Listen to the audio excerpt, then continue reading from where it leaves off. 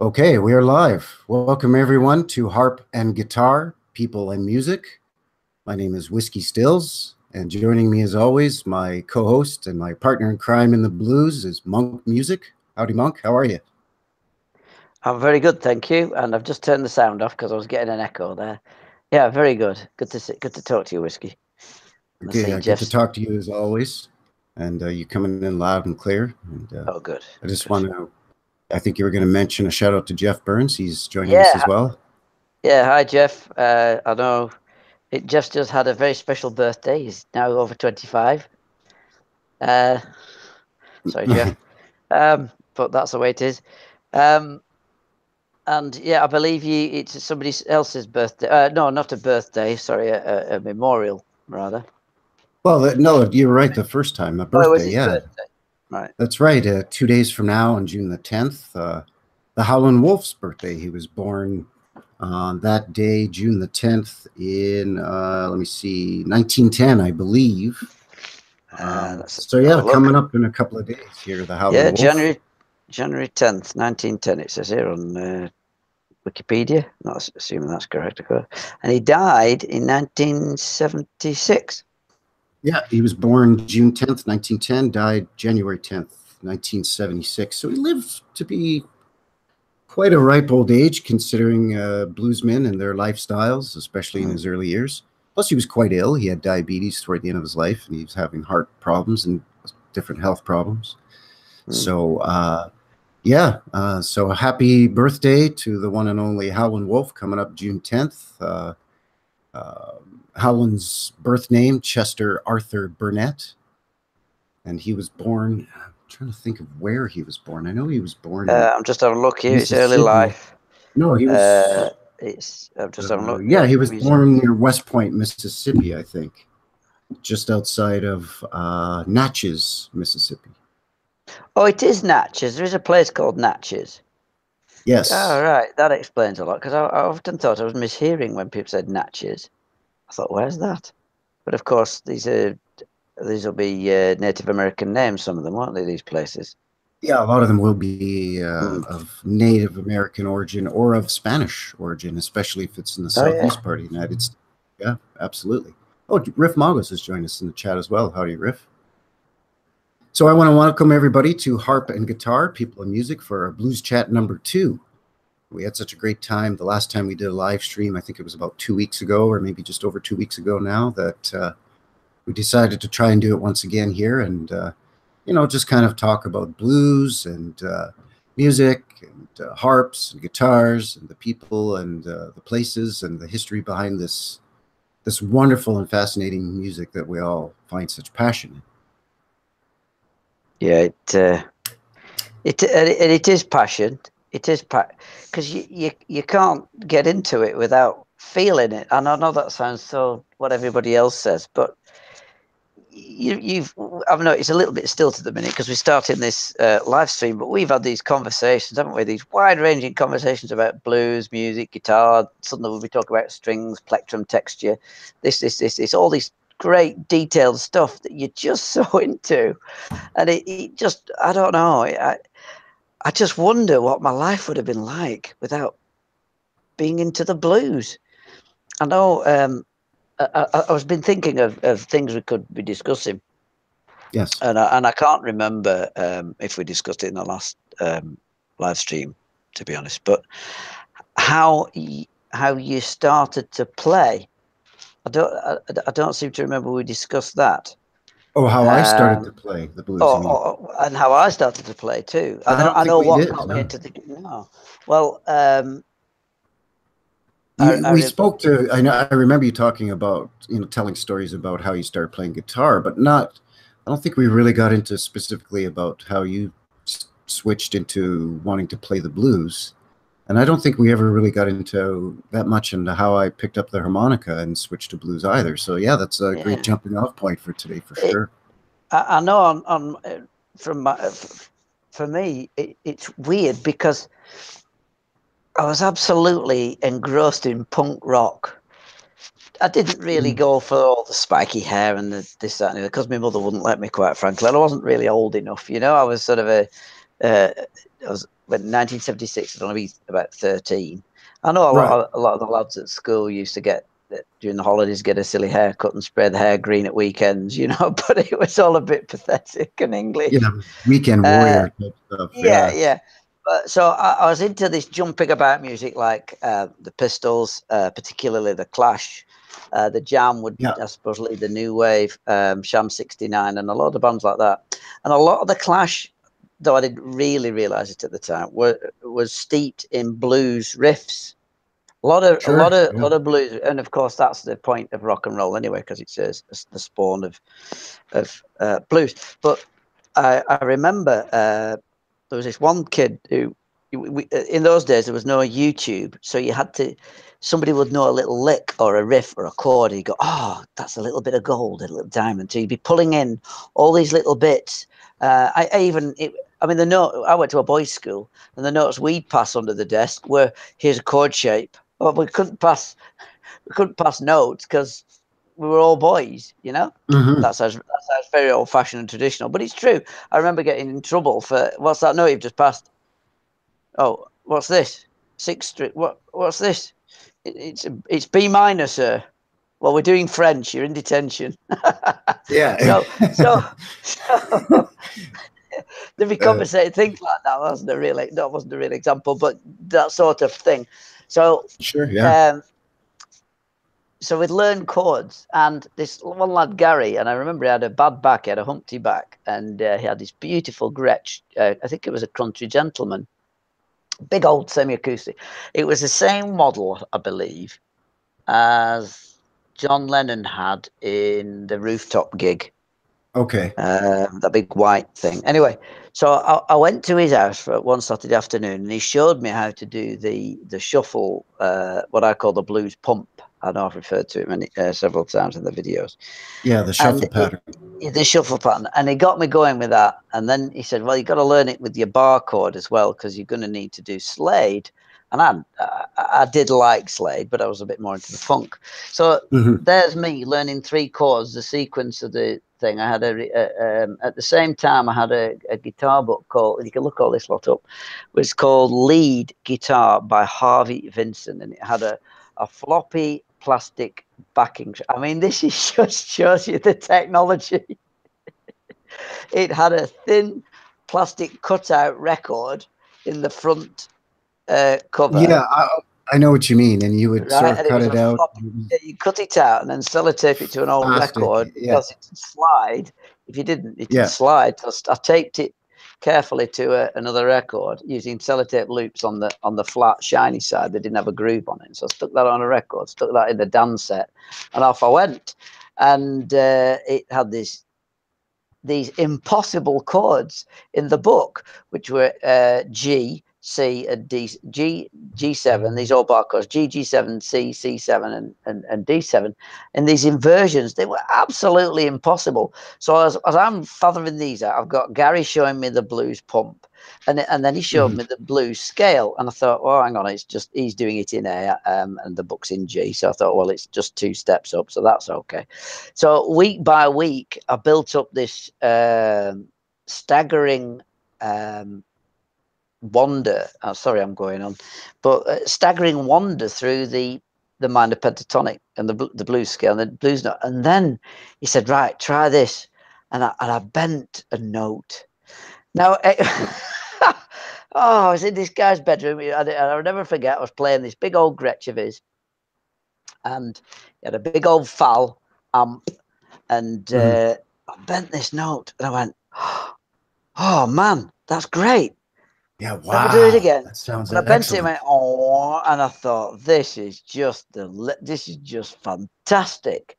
He said, "Yeah, now slide into place and bend it." Now, of course, I was absolute amateur. So, oh wow! So I could stagger through the thing, and he basically nursed me, and he was very, very patient. I mean, we must have done every weekend, Saturday afternoon, about 5 hours of solid jamming. Cup of tea, come back, you know. It was anyway. That's what got me into the blues, and then we started to listen to blues records and stuff. Well, yeah, and like Riff says in the chat, he bent a string, and that's all she wrote. Yeah, exactly.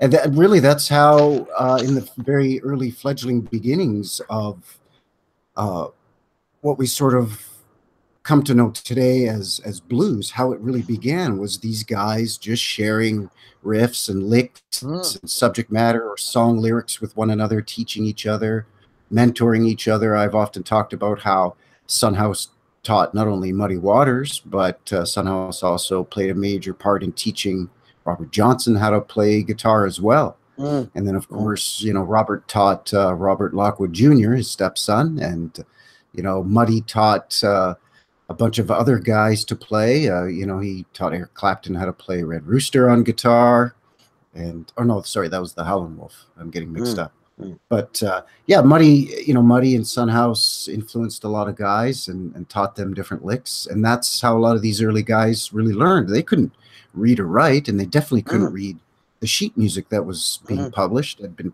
being published by about 50 years by that point. So they had to learn by being shown how to play the actual chord and then just practice and practice. Yeah, and And because of that, you feel like you're some part of not you're part of something and part of the underground, the yeah, subversive. part You of know, this shared secret that's only shared amongst a select few kind of thing. yes, Yeah, yes, precisely that, exactly that. because you have to remember that blues, when it first started, was much different than it is today. It was sort of used as a code talk. It was a way to spread news amongst the African Americans, especially in the Mm, South, how to spread word about current events like floodings or levees breaking or boll weevil crop decimations or whatever. And this is how they got the news. They didn't have electricity in their little shacks on the plantations, so they could listen to the radio. So they had these wind-up Victrolas or these wind-up phonograph players, and they would somebody in their community would buy a record or two, or they'd all save up and pool in and buy a mm, couple of blues records and listen to them. And that's the way they would get their news, but also get their entertainment. And mm, a lot of the blues lyrics were double entendre and had hidden meaning. And that's sort of how the blues sort of, like you said, became an underground sort of a secretive thing at first. mm, And very few people initially were able to pick up on that, especially the white population. A lot of the white population that were more of the aristocratic social standing, shall we say, the plantation owners or the merchants in mm. the cities, they didn't understand this sexual double entendre or this hidden meaning. They took everything at face value. So, if a bluesman was talking about his woman treating him bad, oftentimes he was speaking about the plantation owners treating him badly.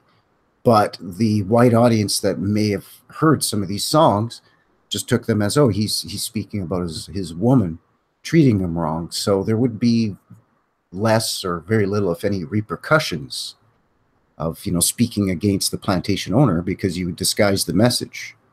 Mm. But there were quite a few whites that played the blues during this time, and they understood the double entendre. A lot of them were poor sharecroppers that worked side by side on Yeah, the plantations, carpetbaggers, doing the a lot of clay. the same jobs, picking Yeah, cotton and chunking corn and working in the lumber camps or in the sugarcane plantations. and you So see, in the very beginning, it was a folk music, and like Riff says in the chat, there was no ego between the musicians. A lot of times, yeah, maybe formally on record, blacks and whites weren't allowed to record together because of segregation laws or what have you. mm, But out in the country, in some of these rural juke joints, many times they would play together. In fact, a lot of the famous string bands of the time were integrated. mm, The Mississippi Sheiks themselves were a family band, but they were actually of mixed race in their lineage, and so they had black and white in them already. And then, of mm. course, they shared their music and played with white musicians as well as black musicians. And And that's another. Sorry. back then, music was music to all of these musicians, and they didn't care, so they would share and they would play together, and that's how it sort of sprung up. Yeah, Like you were from what saying, you. with somebody mentoring you, it was the same back then. Yeah, that's what something I was about to say. Sorry to cut across you. There's always a delay. The that's why the more I think about it, the more the people and the music is an important thing, because it does draw people together. That's been my experience, and that's a great experience. And sadly, with the onset of, well, we'll go on to YouTube, you can learn anything now. That's Right. just, I hope it's not. I hope I'm wrong. I really hope I'm wrong. But the dark art aspect of it, the drawing together. Can you show me how to do this? Yeah, because once you get to a certain level with the guitar, you don't need anybody anymore. Well, you always did before. Now you can just Right. go onto Right. YouTube, and it's really sad. It's really sad because Yeah, you can because you're see almost how it's. removed from it, right? In Yeah, yeah, a certain and that's by sense. no means criticism of YouTube. God, hell, I've learnt so many new riffs and bits and pieces to round out the guitar. However, I've had that bedrock of learning from other people. Can you show? Mhm. Because when you're with somebody else, they can say, "Well, yeah, and don't forget you need to." And they had all these extra little bits in that humanise the music, right? To my mind, rather than looking at the video, think, right, put your fingers there, put your fingers there. And I now, because I've been playing for so long, I can put my own touch to it, which is fair enough after 30 odd years. But if you're a beginning player, I think you're going to lose out on a foundation of passion Yes. somehow. Yes. And I really hope I'm wrong. I hope somebody goes, well, don't be so stupid, you can blah, blah. But I just, that's how it seems to me anyway. Well, Uh, it's part of that personal connection, that human connection with the mm, music, and that's why people have always sang to themselves or hummed to themselves while they worked or toiled. It's always the way it's been. The only times that you really needed to be quiet and try not to make any sort of sounds while you were doing any sort of, your daily chores was if you were out hunting for wildlife. As part of our hunter-gatherer society, let's say, thousands of mm, years ago, you had to be quiet so you could sneak up on your prey. But other than that, once we became an agricultural society and then later on an industrial society, if somebody was working in the fields doing whatever job, uh, whether it was picking cotton or whatever the case may be, to pass the time and to sort of relieve some of uh, the downtrodden feelings that they had, they would sing or hum to themselves. And eventually, over decades and decades, that's how the music evolved into the folk music. And then eventually blues, and then offshoots of blues like jazz and so on and so forth. But yeah, you're right. yeah. There was initially it was that human connection to the music where more often than not, the human himself was creating the music just with his voice. He didn't have an instrument. When you're out in the sugarcane fields, harvesting sugarcane on a plantation, and the boss man and the overseers are watching you. It's not like you can put down your tools and pick up a guitar and start singing. No, you can sing while you're working to pass the time and to keep the rhythm so that the other workers can follow and you can do the job effectively and efficiently and in a timely manner. But it was also to relieve some of the feelings of the feelings of the blues, really, you know. Mm. Well, like I said, it's. I just hope we've not lost that personal. And of course, we haven't, which is great. That's something major to celebrate, and that brings us back to celebrating the life of Howlin Wolf. Because I could, I can't even remember how we got talking. How did we get talking about the blues? How did that? Who, you and I? Yeah, how did we? How I did we don't. I get? don't even really remember. I think I How, was. I think maybe it was I was asking about your avatar for your channel, which is a photo of your guitar, and it oh kind yeah. of went from there. I think. It's funny, isn't it? Just anyway, like I said, if you've got any comments in the chat, by the way, of how you started, let's have a look. Hang on, where blues chat hangout. How you started with the blues. It'd be very interesting to start. Like I said, I remember the very first record that I wanted to play the guitar was the B-side of "Merry Christmas, Everybody," which was a, a rock and roll tune by Slade. Yeah. But that Gary Ashworth, he's the guy I should thank. Um, yeah, amazing. So Well, and that's what got you into playing first? With me, Yeah. what got me into playing harmonica was my grandfather when I was a kid and was still living in Quebec in a small suburb of Montreal. It was a Okay.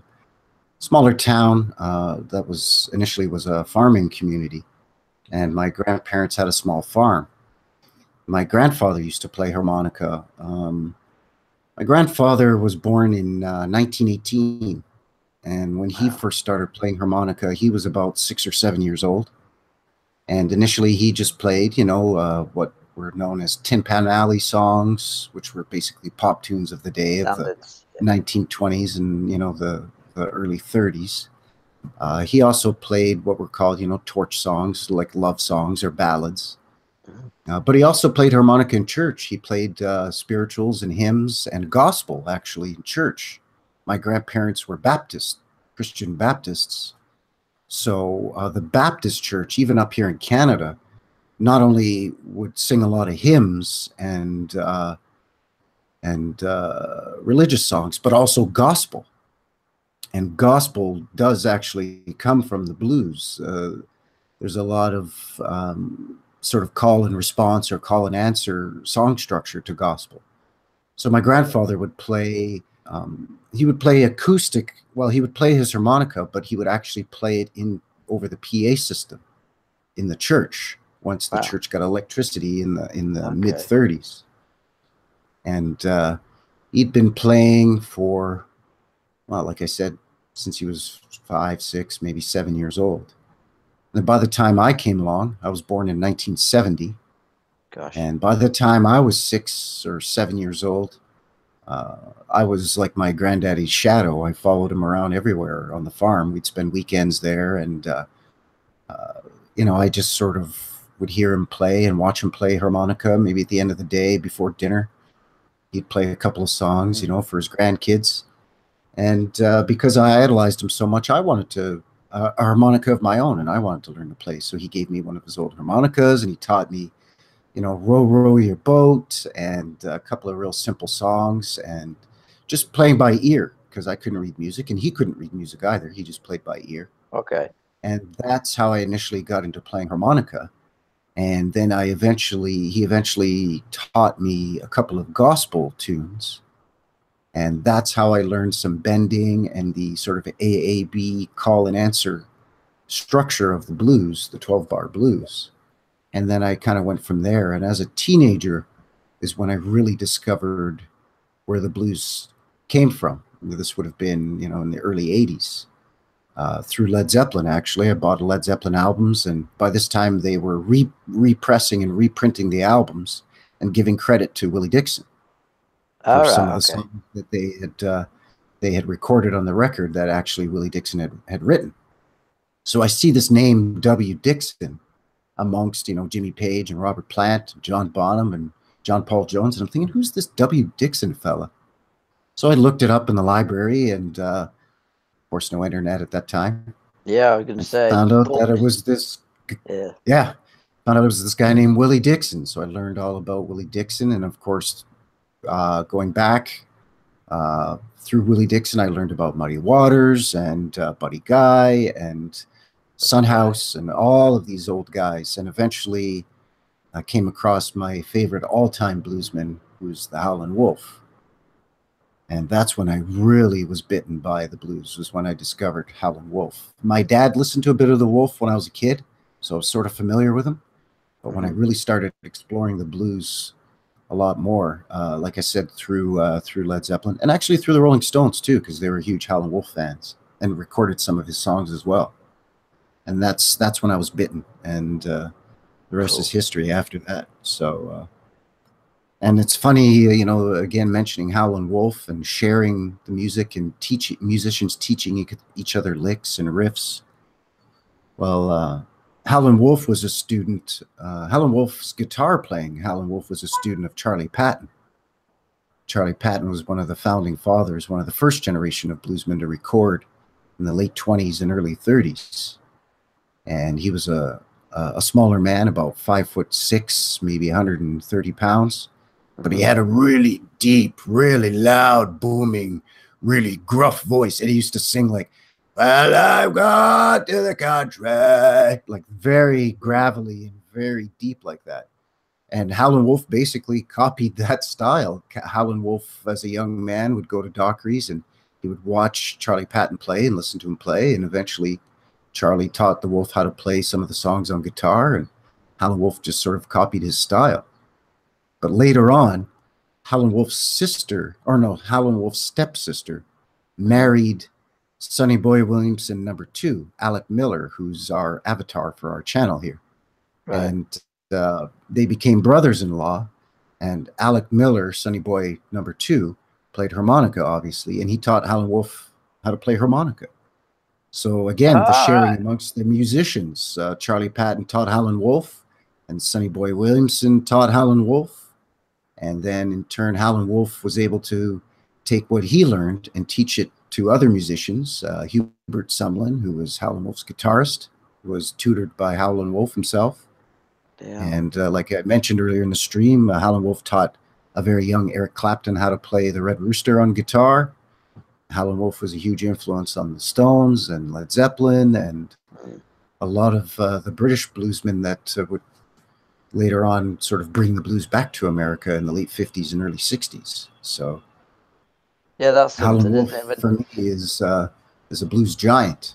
He both literally and figuratively. He was a huge man. He was about 6'3", 6'4", and weighed about 250, 300 pounds, somewhere in that neck of the woods. Shoes, feet so big, shoes didn't fit him properly. He had to cut his shoes on the sides with slits in the sides of his shoes with a razor blade so the side of his foot could pop out a little bit. He was just a very big, huge man. Oh, and he could make that tiny harmonica sound like a booming saxophone. It was amazing. Oh, Riff's off to work. Have a good day at work, Riff. Oh, take care, Riff. Thanks for coming by. There's away. There's a little picture of a red Stratocaster there. Yes. I'm just reading the chat while you're talking. Swamp Rock. Oh yeah, they were talking about Tony Joe White. Who was a white bluesman who came out in the early and mid '60s, and had a huge hit with Polk Salad Annie, which is one of my favorite songs. It's a great album. I actually have that on vinyl, that album, and recorded at Muscle Shoals. And Tony Joe White, great slide player, great bluesman, and he was a sharecropper. He worked in the fields alongside African Americans, and that's how he learned to play the blues. Mm. So yeah, again, the blues is colorblind, I think it was the quote, or no, what was the quote that attributed to Tony Joe White? It said, oh yeah, when you live off the land, you don't have time to think about another man's color. Yeah. That's true, if you're hungry. I've never understood that, because all my I remember through life I've encountered many shall we say do-gooders who say, well, you know, you've got to be colorblind and this, that, and the other. And when people are telling you to do that, well, it's always been the case for me because of the blues. So it's never been any different. I find that all a bit odd, really, that it's even an issue. But some people are funny, aren't they? I guess. And well, I don't mean not in a comical way, sadly. Yeah. Well, I think part of that is because if you go back far enough to trace the roots of the actual origins of blues and ragtime and jazz, all those early forms of American music, really you go back far enough, and it is born out of the African American experience, specifically slavery and later on Jim Crow and sharecropping. Mm-hmm. So of course they do and should lay claim to ownership of that style of early folk music, because the actual beginnings of the music is rooted in the African pentatonic scale. And then, of course, even the earliest forms of proto-blues had interwoven polyrhythms where you would have different rhythms or different beats intertwined. So you would play two simultaneously different tempos at the same time. Yeah, that's right. You get that goes back to African percussive folk music. I was going to say that's how rock drumming developed. Yeah, that's how you get the backbeat sort of thing in drumming. Drummers, very good drummers will do 4 different patterns in each limb. Yeah. John Bonham did that quite often. And actually one of the best examples of a true blues drummer who plays fantastically would be a man by the name of Fred Bellow, Below, Fred Bellow, or Fred Below. I think it's Fred Bellow is how it's pronounced. Mm. And he's probably the widely regarded as the consummate blues drummer. Shuffle patterns and boogie woogie drumming patterns and intricate polyrhythms, beautiful fills, very soulful playing. He's backed up everybody from Otis Spann and Otis Rush and guys Little like Walter, says he. Yeah, Walter and Muddy Waters and the Howlin Wolf. Mm. And he was part of the package that toured Europe in the 60s, part of the Blues and Roots festivals that toured Germany, England, France, and parts of the Netherlands in the 60s.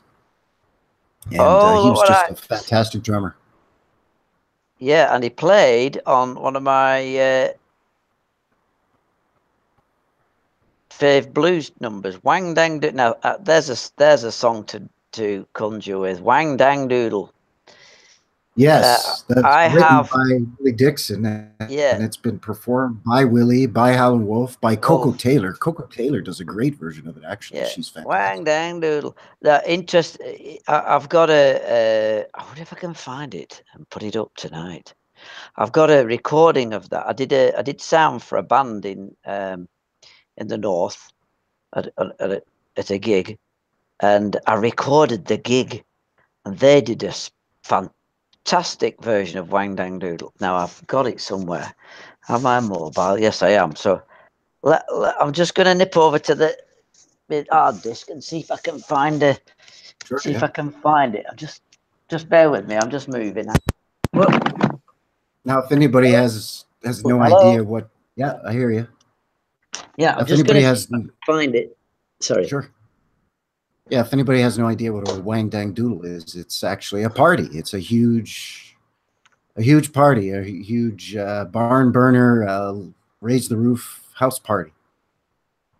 Wang Dang Doodle would be like a huge get together, either at a juke joint or at a private home, a private residence, and it was just a big party. You would hire a couple of local musicians, or a couple of local musicians would just show up just to play, and you'd have guys cooking barbecue or grilling food, and they'd be serving alcohol, and people would be dancing and singing and playing together, and that was a Wang Dang Doodle. We gon' picture Wang Dang Doodle, all night long. All night long. All night long. Right, hang on a minute. Come on. Here we go. Gonna take out all the windows. We're gonna kick down all the doors. We gonna picture Wang Dang Doodle all night long. Oh, United Mutations. Hey, I found it. Just a minute. Wait a minute. United. The Wolf's version of that is actually very good as well, but I surprisingly I tend to lean towards Coco Taylor's version, because she really belts it out. I mean, afterwards you think she must have had a sore throat or torn some vocal. Man, oh man, she gave it 100% with every note that she sang. And her version of Wang Dang Doodle is a real corker. It's literally kicking down the doors. Now, I'll keep looking for it while we're talking, if that's okay. So if I seem a bit distant, Old England, I think it was the name of the pub, which is just, yeah. Earlier in the chat, when we had mentioned Howlin Wolf, Jeff Burns had mentioned the song "Smokestack Lightning." Yeah, one of his best songs and one of his well-known songs as well, and it's become a blues classic. And that song, Smokestack Lightning, is a song about a train, actually. A smokestack on a train. Oh, I found it. Sorry, I found it. Yes. Trains are often referred to as cannonballs or lightning, and a fast-moving train was known as a lightning cannonball. So, yeah, right. Smokestack Lightning. I've found and I've got it on MPEG. So if you just bear with me 1 second, I'll just mute. Sorry, folks. I'll just mute my microphone. Is that all right? I'll just go and. Yeah. Do what you want to do. I'm going to come back. I'm going to try and edit it as well, and so I'll just give you a few minutes. I'll now if you I'll be listening. So if you suddenly need me to jump in because you're a plumber, I'll be fine with that. That's no problem. Right, just going to Yeah. Okay. back it a bit. Okay. Sure. Right. Yeah, that sounds great. Hold on. Yeah, we may get interrupted here because as mentioned on my other channel, I had a plumber that needed to come by there on Monday to replace the hot water faucet in my bathtub, and there was a few extra parts that he needed, so he may be swinging by later on today. But that's all right. It's all good. So yes, the Howlin Wolf, happy birthday. June 10th, coming up here in a couple of days, will be the Howlin Wolf's birthday. And he's my all-time favorite bluesman, overall bluesman. I find the Howlin Wolf's subject matter and the content of his songs to be very wide range, actually. Everything from very thought-provoking stuff and almost protest-type songs to music, party music. And that was the great thing about the Wolf and his talent, was that he was able to record a vast varieties of different kinds of blues. Because as we know, blues isn't just a sad, lamenting sort of music. There's jump blues and boogie-woogie blues that are meant to be uplifting and meant to be danced to. You could party to. And the Wolf, you know, he was, as I said, he was instrumental in recording all different kinds of blues. And I think that's because he didn't really start recording until later on in his career. He was already in his 40s when he started recording commercial records. He'd been performing since he was a young man and had been recording and been playing since the 1930s, as I mentioned, when he was mentored by Charley Patton on Dockery's. But he didn't really formally record until the very, very early 1950s, if I'm not mistaken.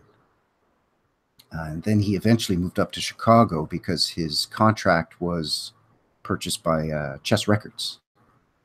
He did some recording for Modern out in California, but only a couple of songs. And, you know, in our previous stream here on Harp and Guitar, People and Music, the Blues Chat #1 that we did, I actually made an error when it came to Ike Turner. I had mentioned that Ike Turner had sent B.B. King to Sam Phillips at Memphis Recording Service, or Sun Records in Memphis. It was actually the other way around. B.B. King had already recorded with Sam Phillips, and he recommended Ike Turner to go and seek out Sam, which Ike Turner did in fact do, and made a number of recordings with Sam Phillips, and then eventually was employed by Sam as a talent scout. And it was Ike Turner who was a record scout for Sam Phillips. He heard Howlin Wolf and recommended that Phillips record Wolf. So Wolf went into the studio in 1951, I think, and recorded a couple of songs for Sam Phillips there. And I think Moaning at Midnight and How Many More Years. And those were the songs that were picked up by Chess in Chicago. And eventually what led to the Wolf signing with Chess and moving up to Chicago. Because prior to that, he had just been performing in the South, and his sort of his home base, or his base of operations, was in Memphis, Tennessee, which is sort of the secondary birthplace of the blues. It's sort of the birth of what we would call the modern blues. The Mississippi Delta is widely regarded as the birthplace of the blues just in general. And then this sort of early R&B, early pre-rock and roll sort of jump blues and boogie woogie and that sort of thing, that the sort of more polished good time party rock and roll type of blues really sprang up in Memphis, Tennessee. And then of course that style of blues, as well as the Delta blues, moved northward into Illinois, and eventually all that mishmashed together and became Chicago blues. But the Howlin Wolf spent a lot of his time in Memphis, Tennessee, and in West Memphis, Arkansas, much like B.B. King, actually, as well.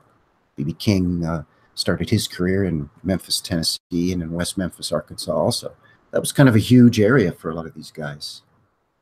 But the Wolf did tour around all over the South, Rolling Forks and Natchez and Clarksdale, and that's why a lot of these guys shared the music and learned each other's licks and shared lyrics, and you get a lot of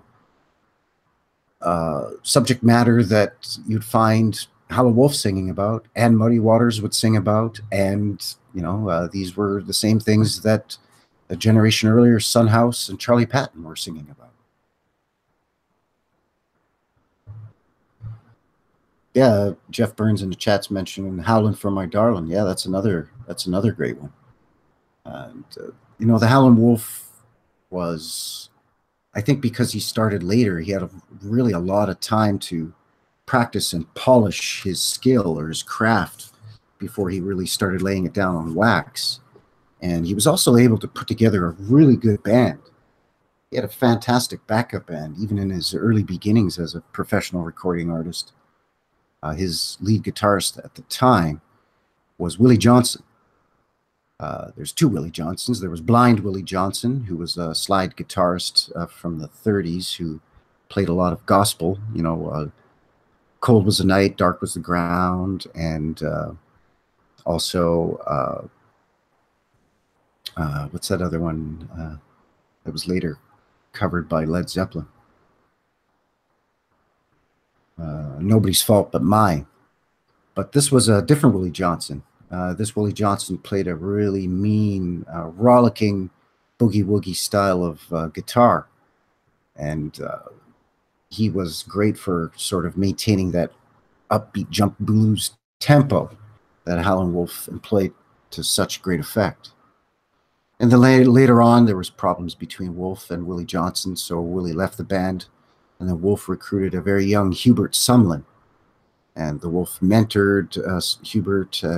Hubert was already a great guitar player, but the Wolf kind of taught him a few tricks and helped Hubert basically become a very well-accomplished and highly polished blues guitar player, so much so that he developed his own style of playing that once you hear Hubert's guitar licks, it's completely recognizable. It's unmistakable who's playing. It's definitely Hubert Sumlin.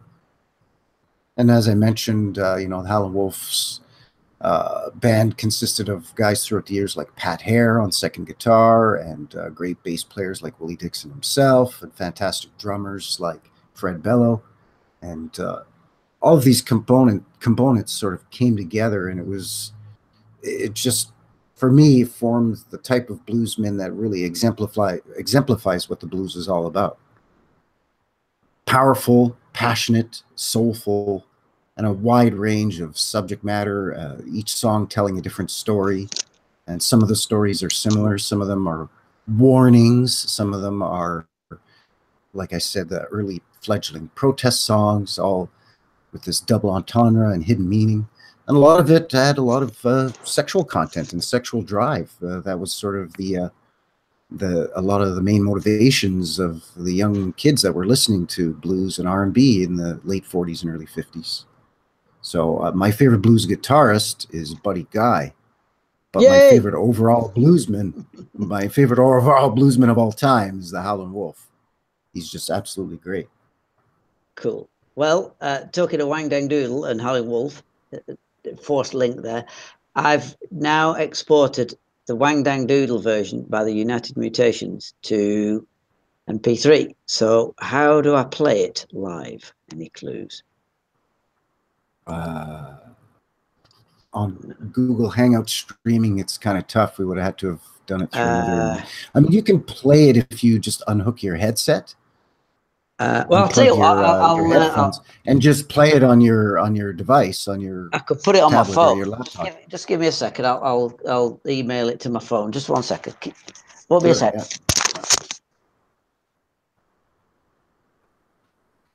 So the Howlin Wolf, very unique style of playing. He had that what he called it, the moan, or that howl, that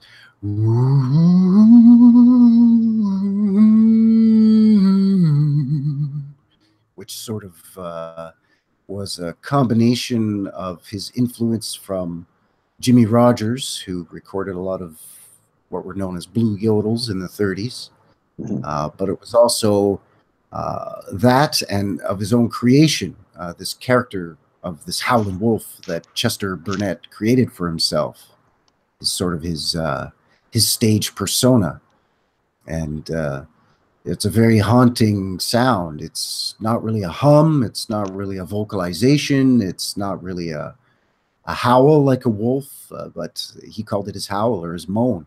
And he used it in almost every song. And it's a very hair-raising, kind of a creepy, haunting sound that, as a child, scared the hell out of me, actually. But as an adult, I really like it because it to me, that one thing that he does really illustrates the passion and the feeling that he has when he's playing his music. You could tell that he's not just playing it and going through the motions and phoning it in. You know, he really feels what he's singing, and that's what made him one of the most soulful of the early bluesmen in the 50s and 60s. Right, well, here it is. I hope you don't. Sorry for interrupting yet again. Manners of a pig. No, please do. That's what it's all about. One of the great. I've got the full gig, which I think I'll send to you. We'll have to discuss it and listen to it some other means if we can. But these are very good local Northwest musicians. The guitarist Alan, he tutored me on a few bits and pieces about 20 years ago. The sax player is called Neil. He can actually play two saxophones at once. The singer, wow.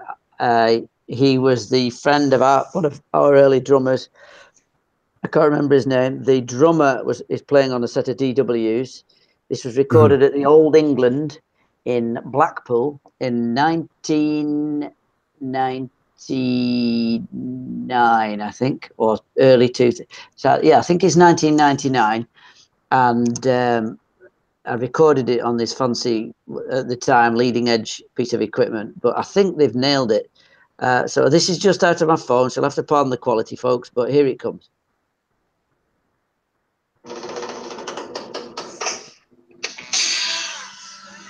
Tell me if you can hear it.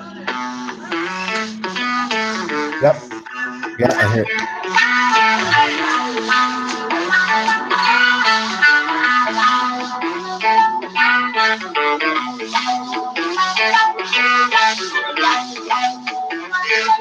There's also the violin player as well.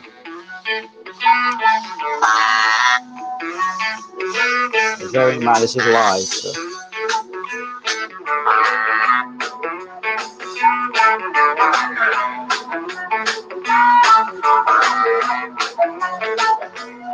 Sing it's quite good.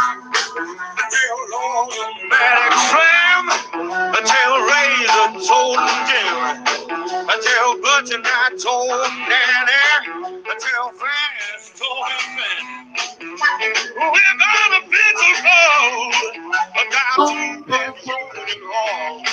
We're gonna start to midnight. We're gonna come back to the daylight. We're gonna pitch a way all night long. All night long. All night long.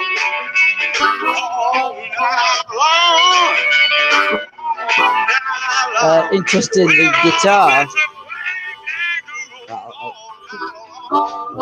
I won't play it all because it's about 4 minutes, but what a That's a great version. Yeah, it really is. And I caught it and I mixed it. I have to say, I'm dead pleased with myself with the mix.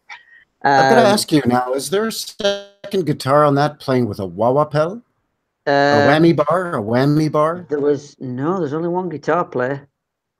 Because I could hear the sort of a wow, wow, wow, wow in the background, a little bit like a whammy bar being used. But maybe it's keyboard, or maybe it's some singer just kind of going wow, wow, wow in the background. As I recall, somewhere I've still got the original strands. UnitedMutations.com. Captain Beefheart. Oh, that's Alan. Did all sorts. I'm just looking at the. Oh, that's a Dutch band. Yeah, the United Mutations record collection. And is they still going? I know the sax player. I've not seen him for a few years. He had for anybody in the chat as well.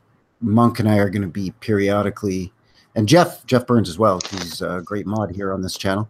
We'll be periodically posting some links in the chat. So by all means, feel free to click on those links and check out some of the stuff, because we're going to be sharing, you know, as we go forward with doing more and more of these blues chats here on Harp and Guitar. We'll be sharing a lot of these links, and it's great stuff. Yeah, and if anybody wants that, I mean, that is a rare recording. That is the one and only recording of that version in the world. I can guarantee you that, because that band, I think, is now defunct. So if anybody would like it, I think you need a copy, don't you, old fella? I shall just do while I'm talking. Sonny Jim, hang on a minute. Yeah, I'd like a copy of that, actually. I think you're going to get one right now, as a matter of fact, because I can't torment you any longer. Sonny Jim. You know, it's funny that up until maybe 10 years ago or so, I didn't even realize that the Howlin Wolf played guitar. Played slide guitar, specifically slide on an electric guitar. Well, I was just listening to you. Sorry. I was just so completely flabbergasted by the way he plays this little harmonica and makes it sound so haunting, and so he makes it sound like a huge booming instrument, this tiny little, you know, 3-inch little piece of tin, that, you know, I was just so enthralled with that I didn't really bother to understand the fact that, wait a second here, the Wolf is also one hell of a slide guitar player. I mean, he plays a slashing slide guitar. It's amazing what you find out about people, isn't it? Yeah. Some of the people, who's it as a really good guitar? Who was it as a right good guitarist, film star? Was it? Oh no, I'm thinking of Dudley Moore. Didn't know he played the guitar till years after, and it turns out to be a top concert pianist. Right, I've just sent you the file. Oh, okay, great. So put it on in your logos and enjoy, because I think it's quite a pretty good version. I've got the whole gig on MP. Have I got the whole gig? Yeah, I found it. Hang on a sec. Got the whole gig, and it's all blues-based stuff. Nice, thank you. Copy that, no problem at all. Copy that and stick it in my Dropbox under whiskey. I'll send you the whole thing later. I'll share it with. So if anybody would like a copy of that, the whole gig, you're most welcome. It is only for our BBs, our blues brothers. I'm gonna say that very weighted. Jeff will know what I mean. Whiskey will know what I mean. So will Riff Magos. Anybody else in the chat? Yes, that's definitely one there for your free, gent. Well, free, obviously, because they're saying, but it's an absolutely fantastic gig. There are 2 halves. I think it's about a 20 meg file for each half. So it really was a tremendous night. And I was so honored as well. You know, when you meet these people and they're putting this music out live, and I'm on stage at the side recording it. It took me ages. It was totally annoying. But boy, did I catch a moment, you know. What a tremendous privilege to know these top musicians. And of course, I got to know them through my band.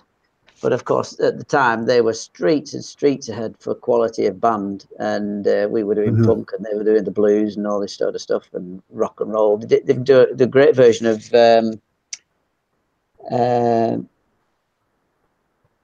Pink Floyd, Money, just after that. Oh, okay. Yeah. That's good. But oh, hang on a minute. Yes, there's a violinist in that band, so he might have played the guitar thinking about it. You know what? I'm going to post a link in the chat as well to Charley Patton's song. Because Charley Patton was such a huge influence on Howlin Wolf, and seems how we've been speaking about Howlin Wolf on and off here today. I want to post a couple of links, actually, for Charley Patton songs. Well, one of them is probably one of his most famous, called High Water Everywhere, where he speaks about the flood of 1929. Okay. And if you may have to, I would encourage any of the fellows that want to click onto that link later on and listen to it. I would encourage you to do it with headphones on and listen to it a couple of times. It's a very old recording. Again, it's almost a 100-year-old recording.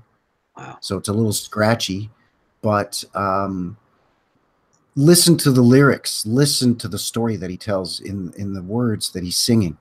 He's very detailed in speaking about where the flood's coming from, where the high waters are headed. I'm trying to go here, but this road is blocked. I'm trying to go over there because it's high ground, but they won't let me, and this and that, and women and children are drowning. And it's incredible how he gives specific names and places and dates. And that's really, like I said, the important role that the blues played in the African American community as a source of news and a source of getting the word out, as well as a source of entertainment and, you know, being able to relax after a hard day. You know, so it played multiple roles as a musical art form. And the other link for the Charley Patton song that I want to post is a song that has become quite famous as well, because Charley Patton originally recorded it as Spoonful Blues, and later on Howlin Wolf reworked it and re-recorded it as Spoonful. And then later on, the Rolling Stones covered it as Spoonful as well. Again, you can see a good example of how these musicians shared their craft with one another. And there was, as Riff mentioned much earlier in the chat, there was no egos amongst these musicians. They were trying to get the blues out and spread the word and spread the message and spread the music to as many people as they could. It's that camaraderie that is tremendously attractive to me. If you're knocking around with others, like I said, it's the belonging. Oh, what's that? My phone's gone off for some reason. Sorry, I'm just trying to upload it to Monk Music at the moment. I'm just trying to edit it in with a photograph. Have you got I'm just trying to find a blue. Let me think. Who wrote it? Willie Dixon. Yeah. If I download a picture of Willie Dixon and put it on, I'll put it on Monk Music because I'm logged on at the moment. Willie Dixon. Yeah, I'll put that one on. Oh, I didn't realise he played a double bass. I'm assuming I got the right one. Double bass. Willie Dixon, yeah, he played an upright stand-up double bass. Yeah. Yeah, cool. Yeah, and so I don't think he ever played an electric bass, to my knowledge. At least not in any footage that I've seen. Maybe in the studio he did, but as far as I know, he always played the upright double bass. But Willie Dixon also played an acoustic 6-string guitar as well.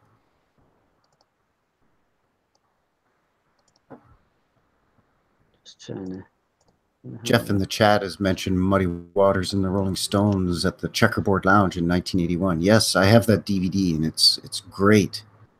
You've got Muddy Waters at just sort of when the height of his powers were just starting to wane a bit, but he was still a huge Chicago blues mainstay and would still draw huge crowds. So for him to be able to command that sort of presence where the Rolling Stones would want to come to a small venue to see one of their heroes perform just goes to show you, you know, the power of some of these early bluesmen and how they held sway over this beautiful music. And again, how, you know, the blues was passed on and shared. The Rolling Stones recorded a lot of Muddy songs, and Muddy Waters referred to Keith Richards and Mick Jagger as his sons, his white sons. So, so there you go. They had a very close relationship and a great friendship. And worth mentioning because Monk and I are huge fans of Mr. a little bit by Muddy Waters and backed up Muddy quite a bit. But Buddy Guy and his harp player in the 60s and 70s, Junior Wells, often opened for the Rolling Stones when the Stones toured in the United States, especially at huge blues festivals like Chicago Blues Festival and that sort of thing.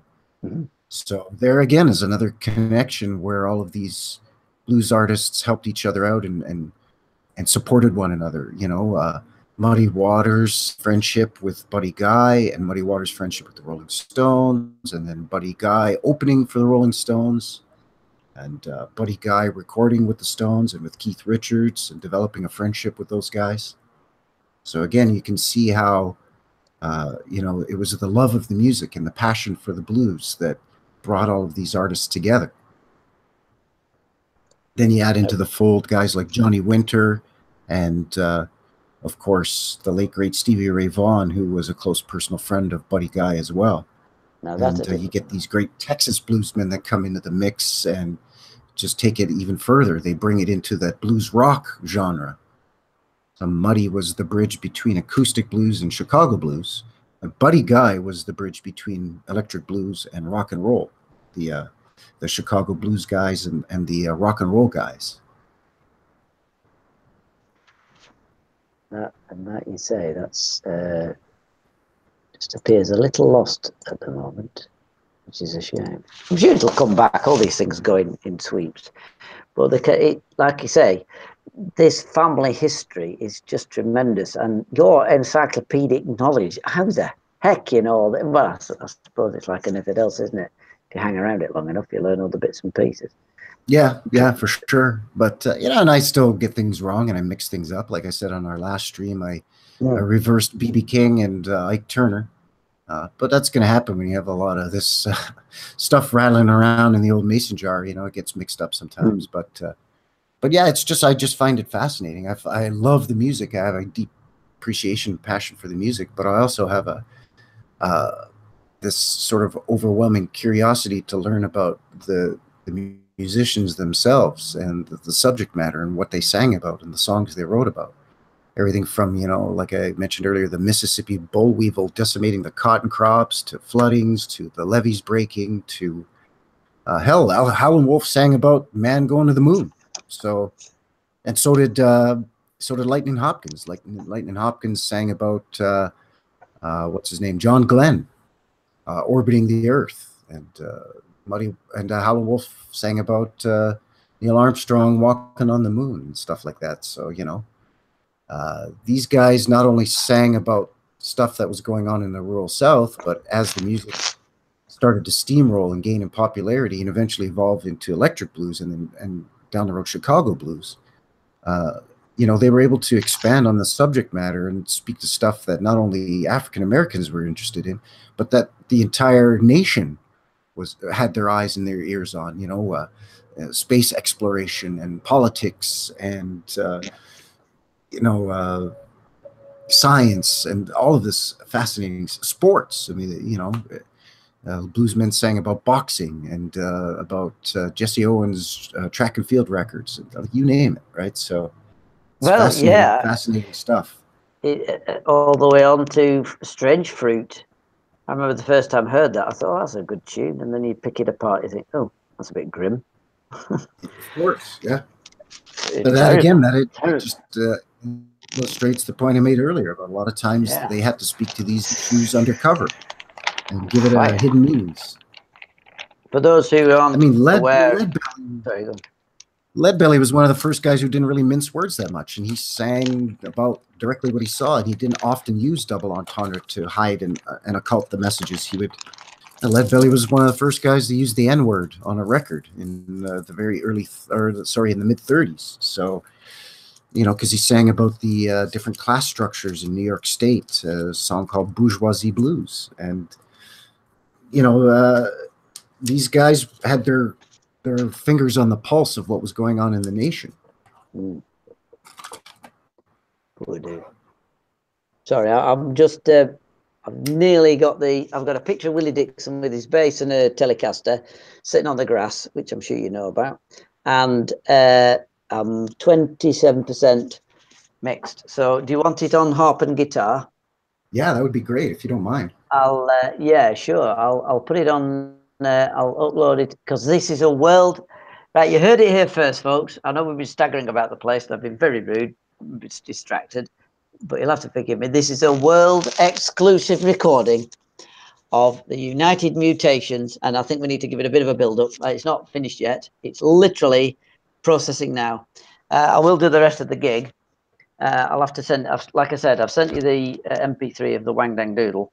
I'll send you the whole file when we get a chance, and we'll have to pull it apart see what's appropriate for the site and the channel, and do the proper copyright bits and pieces, because don't want to cheat anybody off. I mean, we're not making any money out of it, so I don't see what the issue is.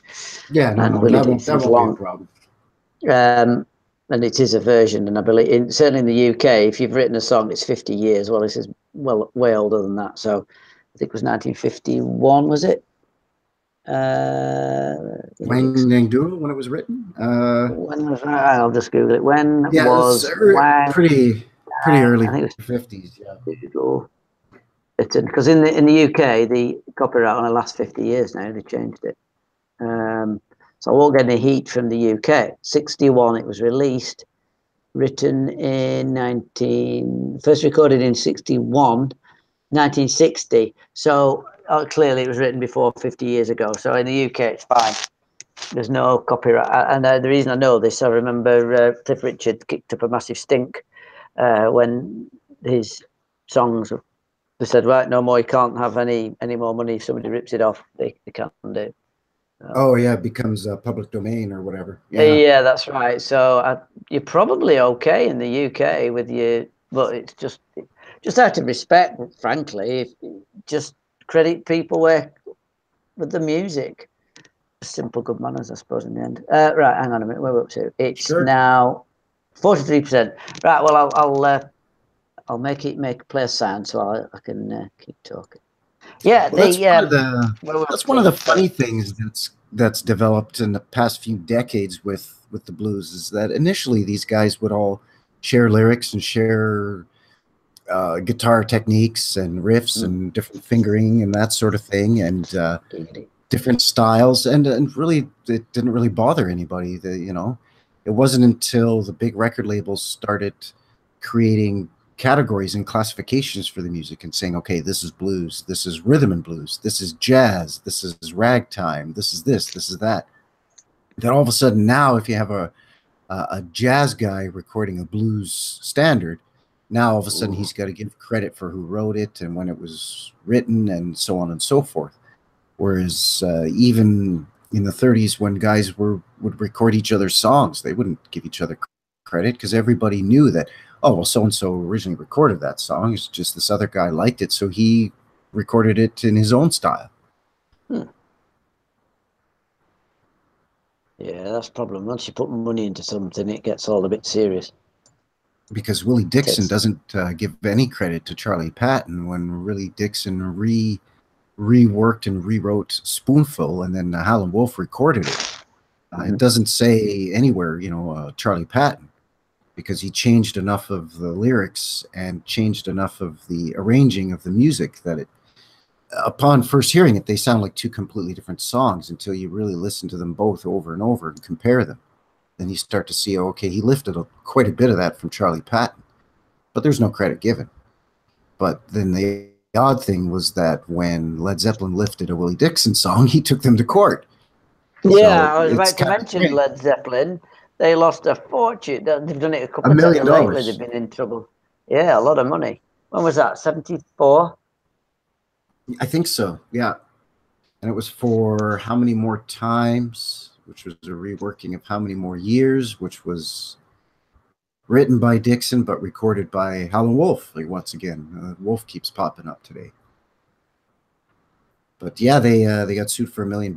They had to pay that to the Willie Dixon Foundation. 1972. Oh, 72. Okay, there you go. And was it for how many more times? How many more years? Yeah. It was 2 tracks, actually. I'm just on it now, just bear with me. It was Bring It Home by Led Zeppelin. Hang on. Oh, Bring It On Home and Shook Me All Night Long? My computer's gone a bit. 12 Lamb. Oh, come on. Sorry, pardon me, the website has gone a little bit. It's Rolling Stone website, so I've got all the accept and move on. We value your privacy. Right, here we go. Willie Dixon. It was 1972. Bring It On Home by Led Zepp versus Bring It On Home by Sonny Boy Williamson, written by Willie Dixon in 1966. And it was Led Zepp's song in 1969. And A Whole Lot of Love, that was the one. Whole Lot of Love. Oh, okay. A Whole Lot of Love. Got a whole lot of love. Gosh, I remember learning that. Anyway, You Need Love by Muddy Waters, written by Willie Dixon. So the 2-track Chicago Blues Classics by a Whole Lot of Love cropped.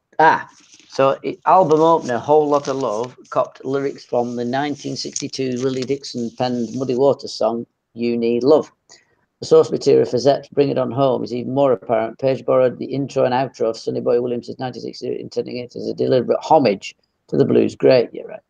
Dixon didn't see it that way and sued the band for copyright infringement in 1972. He took them to court again in 1985 for Whole Lot of Love, which by then had become a classic rock staple. The verdict was it's settled out. Blah, blah, blah, blah, blah, blah. How much? Come on, where's the money? Doesn't say. I think there was something to do with Shook Me All Night Long, too. Whole Lot of Love, there's only one. But yeah, so yeah, it's just, I just find that scenario with Willie Dixon specifically is very odd, how he definitely borrowed from blues traditions and blues standards. But that's the thing, is that when it's cited as being, you know, in the credits, when, you know, that gives the name of a song, and then underneath in brackets it just says traditional. Well, that means that nobody knows who initially wrote it, nobody knows who initially recorded it, copyrighted it, whatever. So Willie Dixon was able to go and lift a bunch of lyrics or even entire verses or even the whole subject matter of a song, if it was categorized as traditional, and then rework it slightly and then present it as his own. But then somebody else comes along and re-records that, and then he takes it to court. So it's kind of funny. It's a little bit shady there. Allegedly, I believe is the term to add on. Yes, allegedly. But you know what? More power to him, because yeah, you know, if it wasn't for some of these lawsuits and some of this, you know, a lot of the attention may not have gone to who originally wrote these songs. And it's important to shine a light and make sure that, you know, the originators are given their full due. Yeah, I do think it's important. Which is why, one of the reasons why you and I started this channel too, is, you know, we love the music and our passion for the blues, but also just to remind people that there were guys out there like Mississippi Fred McDowell and Willie Dixon and Lightning Hopkins, and Howlin Wolf and R.L. Burnside. Yeah, all these guys that, you know, in some cases, you know, Papa Charlie Jackson recorded in 1924. So, you know, there's guys that everybody's heard of, like Muddy Waters and Johnny Winter and Eric Clapton. But there's a lot of fellas out there that haven't heard of, you know, Sister Rosetta Tharpe or Millie, you know, Jesse Fuller, or Memphis Minnie, or Charley Patton. You know, that, and Charley Patton is the one that's, I find, the most disappointing, that people haven't heard of Charley Patton, because he recorded dozens and dozens of songs over a couple of decades, and a lot of them were huge sellers in the South. And he was basically one of the first rock stars, really, when it came to his blues recordings. And Charley Patton was also one of the first to do tricks with his guitar while he would play. He'd play behind his back, play between his legs, play with his teeth, play behind his head, throw the guitar up in the air, catch it. Stuff that later on other guys started doing. Guys like T-Bone Walker played with his teeth and played behind his back. And of course, later on, Jimi Hendrix played with his teeth and behind his back. But a lot of this stuff comes from the early live performances of this first generation of what I call the founding fathers. Guys like Charley Patton and Son House, that they were playing live way before they were recording. And they were musicians, yes, but they were also entertainers. And they were there to put on a show. Because they gave, the more money they would receive from the people at the juke joints. Because you have to remember, the term jukebox comes from the term juke joint. And a juke joint was a shack or a house somewhere where the proprietor would serve alcohol and maybe serve food, and people would go and they would pay the musician to play a song. They would walk up to the musician on the stage and say, hey, can you play me whatever, you know, Mississippi Boll Weevil or whatever, or can you play me, you know, Good Morning Little Schoolgirl or whatever. And they'd give them a nickel or a dime or a quarter. And then the band or the musician would play the song. And that's how they made their money on weekends. You know, they Friday nights, Saturday nights, they would go to a juke joint after working all week in the fields. More often than not, all they had was Sunday off so they could go to church. So they knew Saturday night they could stay up late, go to a juke joint, play a few songs, and maybe make $1 or $2 on a Saturday night. Get some good whiskey, maybe get some food, and that's how it went. So somebody would walk up, request a song, pay them a nickel or a dime, and they'd play the song. So these guys had to have a huge repertoire, and you know, a lot of these guys would just perform other people's songs. You know, maybe somebody in the rural South would hear a Robert Johnson record, and then they'd find out that Muddy Waters or Johnny Shines or Mississippi Fred McDowell was playing at their local juke joint. Well, they'd ask him, "Hey, do you know that new Robert Johnson record?" "Yeah, I do." "Play it for me." And they'd give him you know, give him some money, some spare change, and they'd play it. Well, crying out loud. Sorry, I've just finished the recording. I'm dying to get it up before we MP4. Is that it? Just excuse me once. There it is. Got it. Right, I'm now uploading. If anybody's interested, it's by United Mutations at the Old England United Mutations play Wang. I have to put Wang down doodle first. Wang. It's nearly uploaded. Dang. Doodle. United Mutations.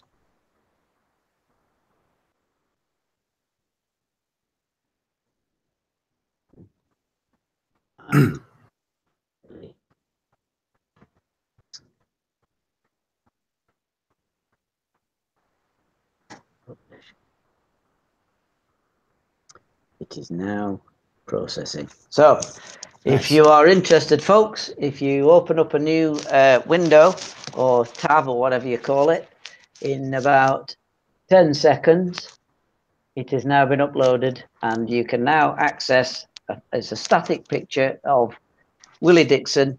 The band is United Mutations, played in the, I'll put some further details on it when I get a chance. Played at the Old England in Blackpool around about 1999, 2000. It's the first number of their gig once they'd done the sound check. And I was lucky enough to be present and obviously clearly record it and later on mix it.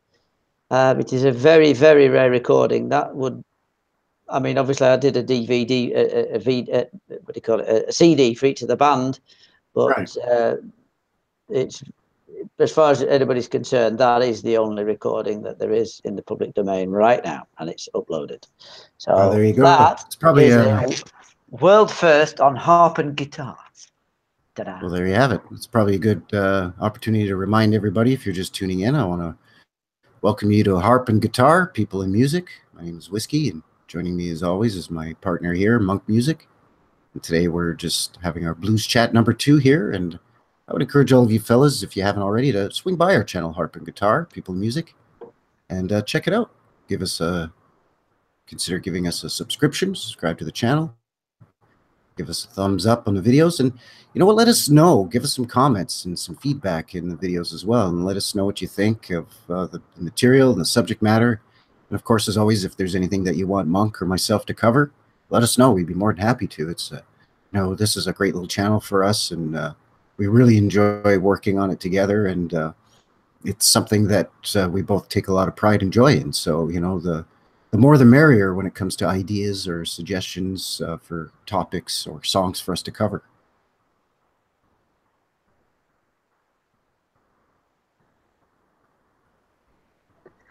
Is the sound coming through?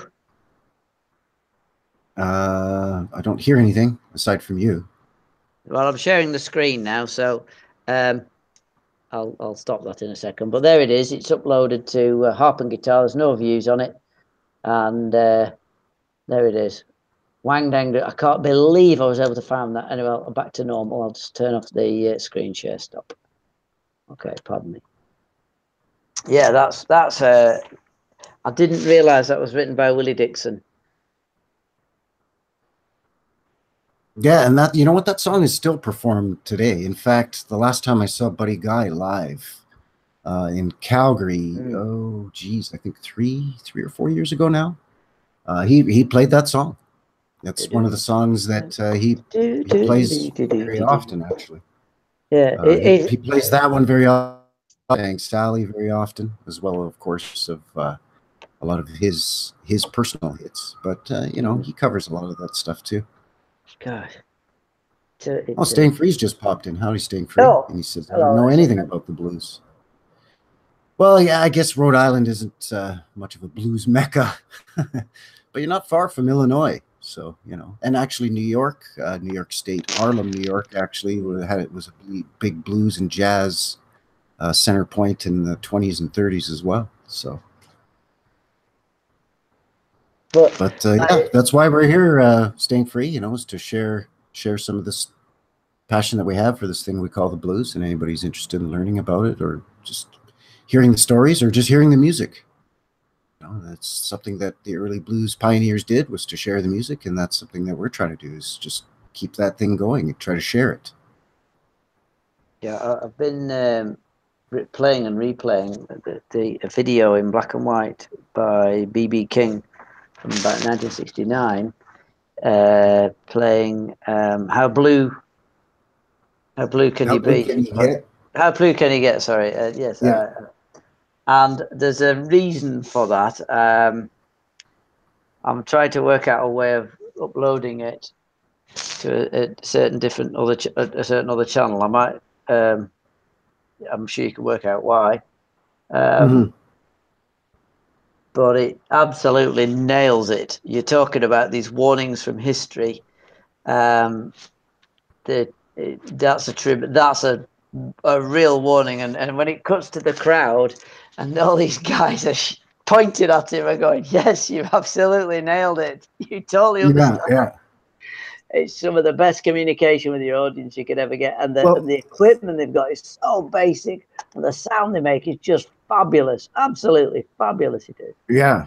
Well, and I think that's the version that Jeff is alluding to in the chat as well, that where he's performing that live in Cook County Jail. And in Cook County Jail. I didn't think that was in a jail. Oh, it did. Who Loves You? Oh, what was it he did? Talking to the inmates and singing. What's that song called? Well, he did a whole album live from Cook County Jail. Yeah, I know, but there's one particular song where he's singing. It's dedicated to them, and he plays it a lot. Oh, crying out loud! I'll find out. But that How Blue Can You Get? Have you seen the version that he does live from Kinshasa, Africa, which was supposed to be one of the opening acts? But for the fight? For the Muhammad Ali fight. That is probably one of his most powerful live performances. If any of you can, just after the hangout here, if you want to explore a little bit on YouTube, just type in BB King live in Kinshasa, Africa. And man, oh man, unbelievable. That's BB King at the height of his powers. He's like a superhero. Absolutely unbelievable. You know, the checkered. Hang on. BB King live in Africa. No. It's really gone live in Africa. Oh, there you go. 74. That'll be the one, won't it? Yeah. Africa. So that's BB King.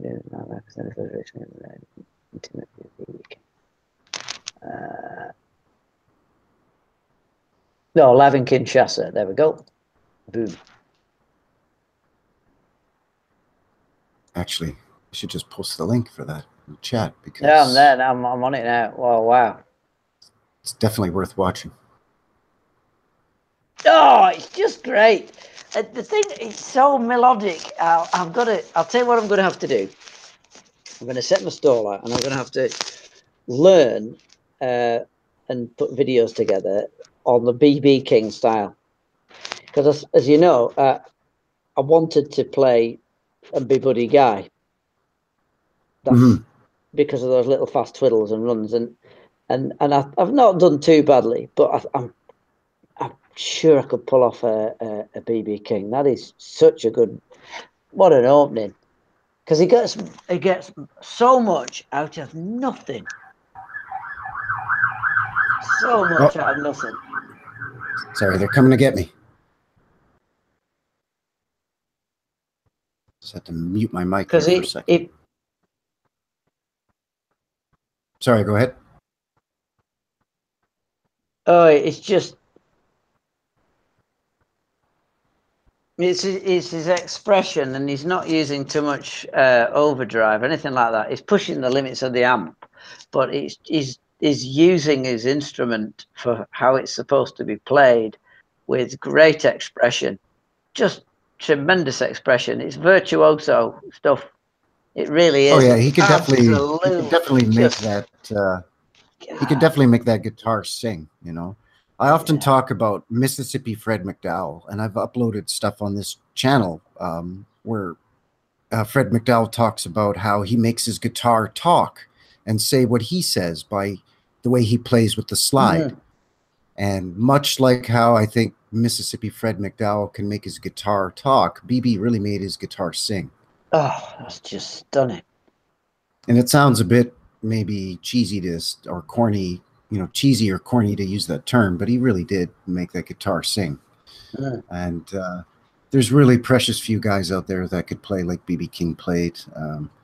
Maybe Buddy Guy, maybe Magic Sam. That's really about it. T-Bone Walker to a certain extent, but that's really about it.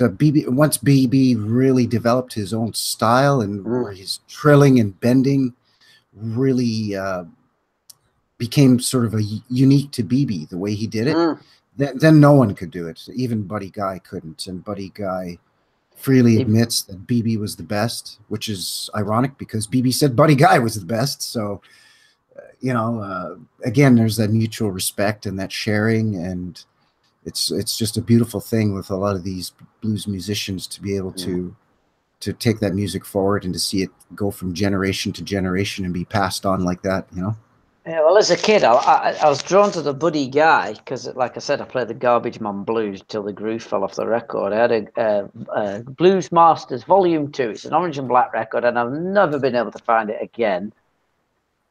One of those things you pick up, take home, and play it, and play it, and play it, and play it. And it had people on there like Left-Handed Frank, Buddy Guy, Garbage Man. The Garbage Man Blues was on there. Now, I've actually tried to find out how many albums Garbage Man Blue is on, because it has been recorded loads of times on loads of different albums and many different versions. So of the sleeve and stuff, but I can't find it. Now, that was the first time I'd heard of Left-Handed Frank on that record. And there were several others, but the Garbage Man Blues, because it's got a key change early on in the record, it starts in C and it moves to A. It's a cracker, but the appeal to me was the aggressive runs. Now, as I've got older, funnily enough, and come back, you know, you have a sort of hiatus, don't you? I remember saying I went back to the blues last year and spent a full year developing the blues to the point where I can sail up and down the neck, which I can now do with ease.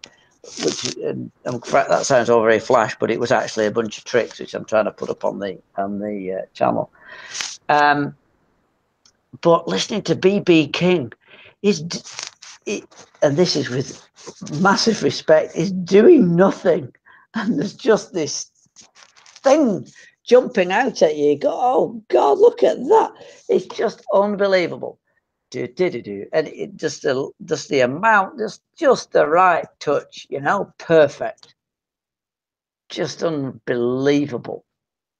God, you go out and play like that anywhere, you're gonna make a ton of money, I tell you. Just amazing. And I remember there's a gig somewhere of what's his name, English fella, dead now, Gary Moore.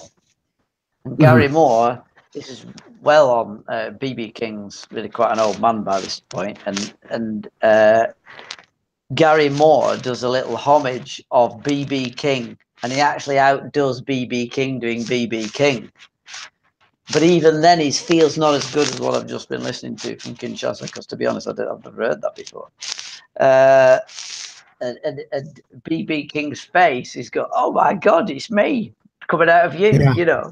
And Yeah. what a moment. I mean, imagine that. Imagine that. You've been playing all your life and then suddenly you're on stage and somebody does that to you. You think, oh, it's all been worth it. To me, that would be, you'd be thinking, oh, it's all been worth it. Somebody's copied me. Gosh, I've given something back, you know. How exciting to be in that position.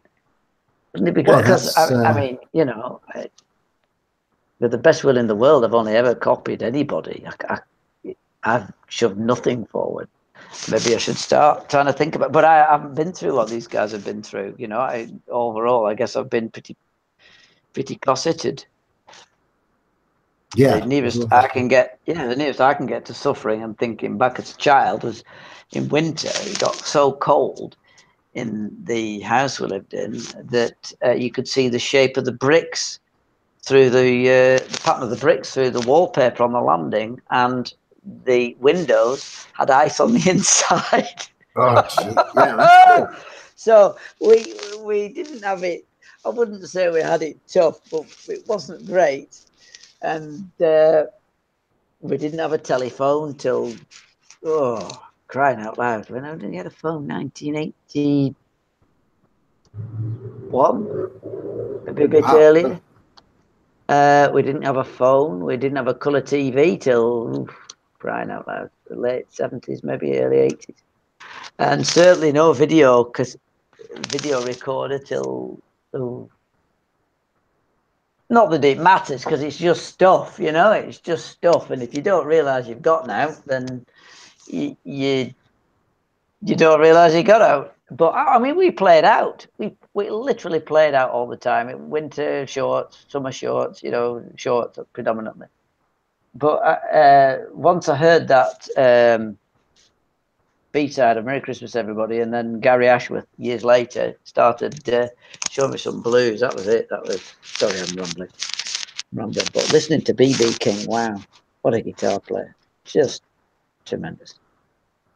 Well, and his BB's style was a little bit unique too, because he didn't really go up to Chicago until he was already pretty famous. He cut his teeth in Memphis, Tennessee, and in West Memphis, Arkansas. So his style is a little bit different anyways. Initially, it wasn't at all that Chicago blues style that we all know now. A lot of gospel in his. Yeah, well, he did start singing in a gospel choir. That's why he has such a beautiful singing voice too. That's the other thing that, you know, we have to mention about BB King is obviously he played guitar beautifully, and he was probably one of the best that ever played electric blues on guitar. But his singing voice was almost unsurpassed as well. I think he had a 3 or 4 octave range, and you could really hear the soul and the passion in his voice.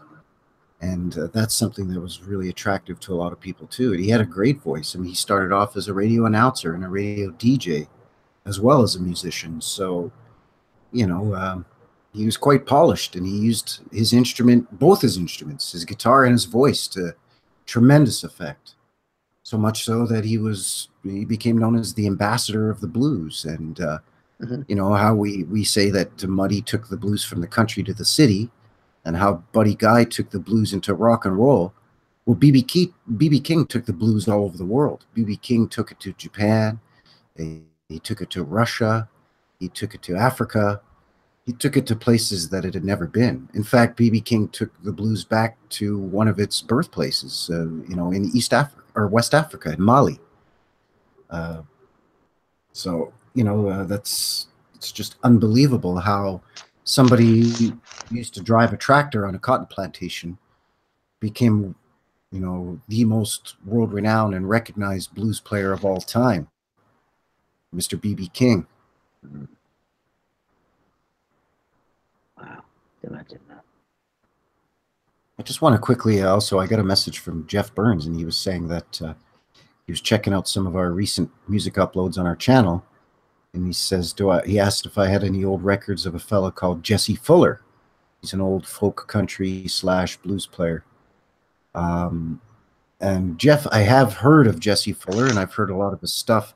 And I do have a couple of blues compilation records, like, you know, Arhuli's, you know, Hill Country Blues or whatever, where it has a couple of different artists and a few different recordings on there. And I have a couple of records that have the odd Jesse Fuller song on there. Yeah, he's great.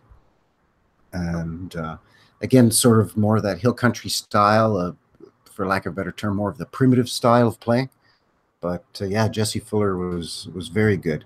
He's another one kind of like Mississippi Fred McDowell, that although he played in modern times, he sort of played that older style, or played in the older tradition.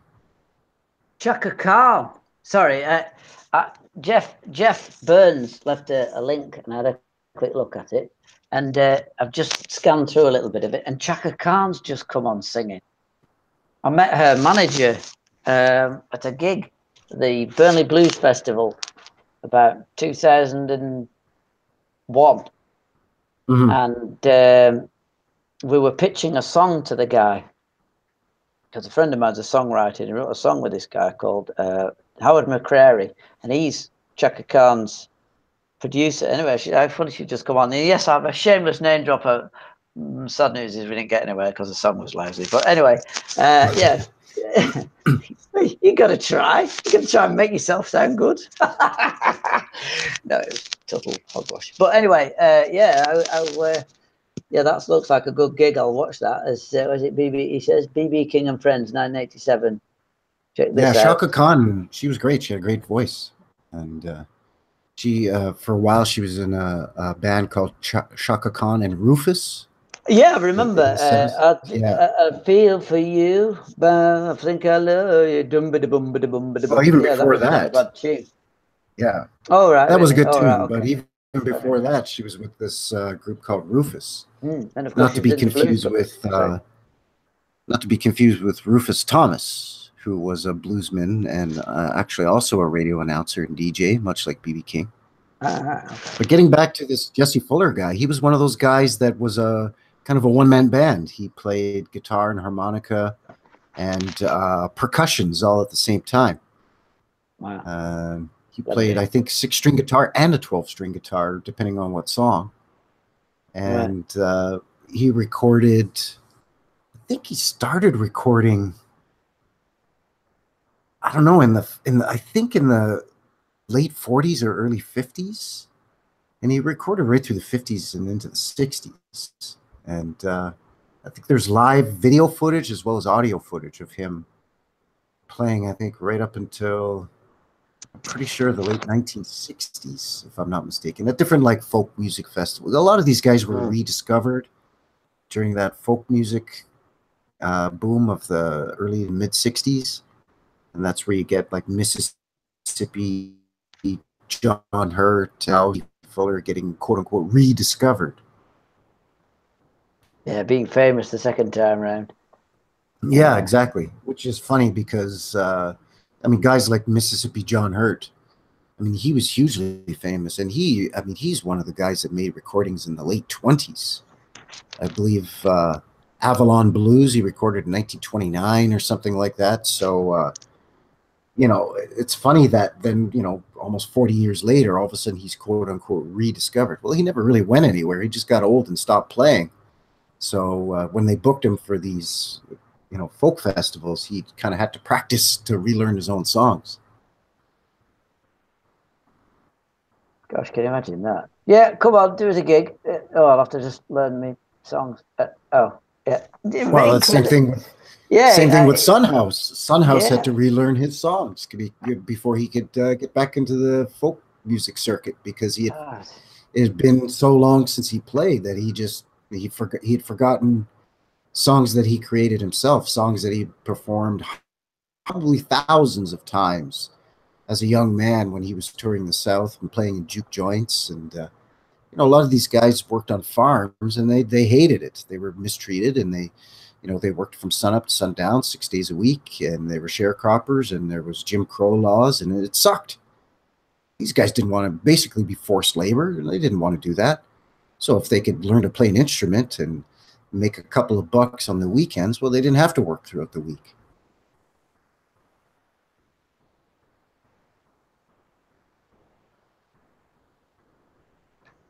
Sorry, I'm just reading the chat.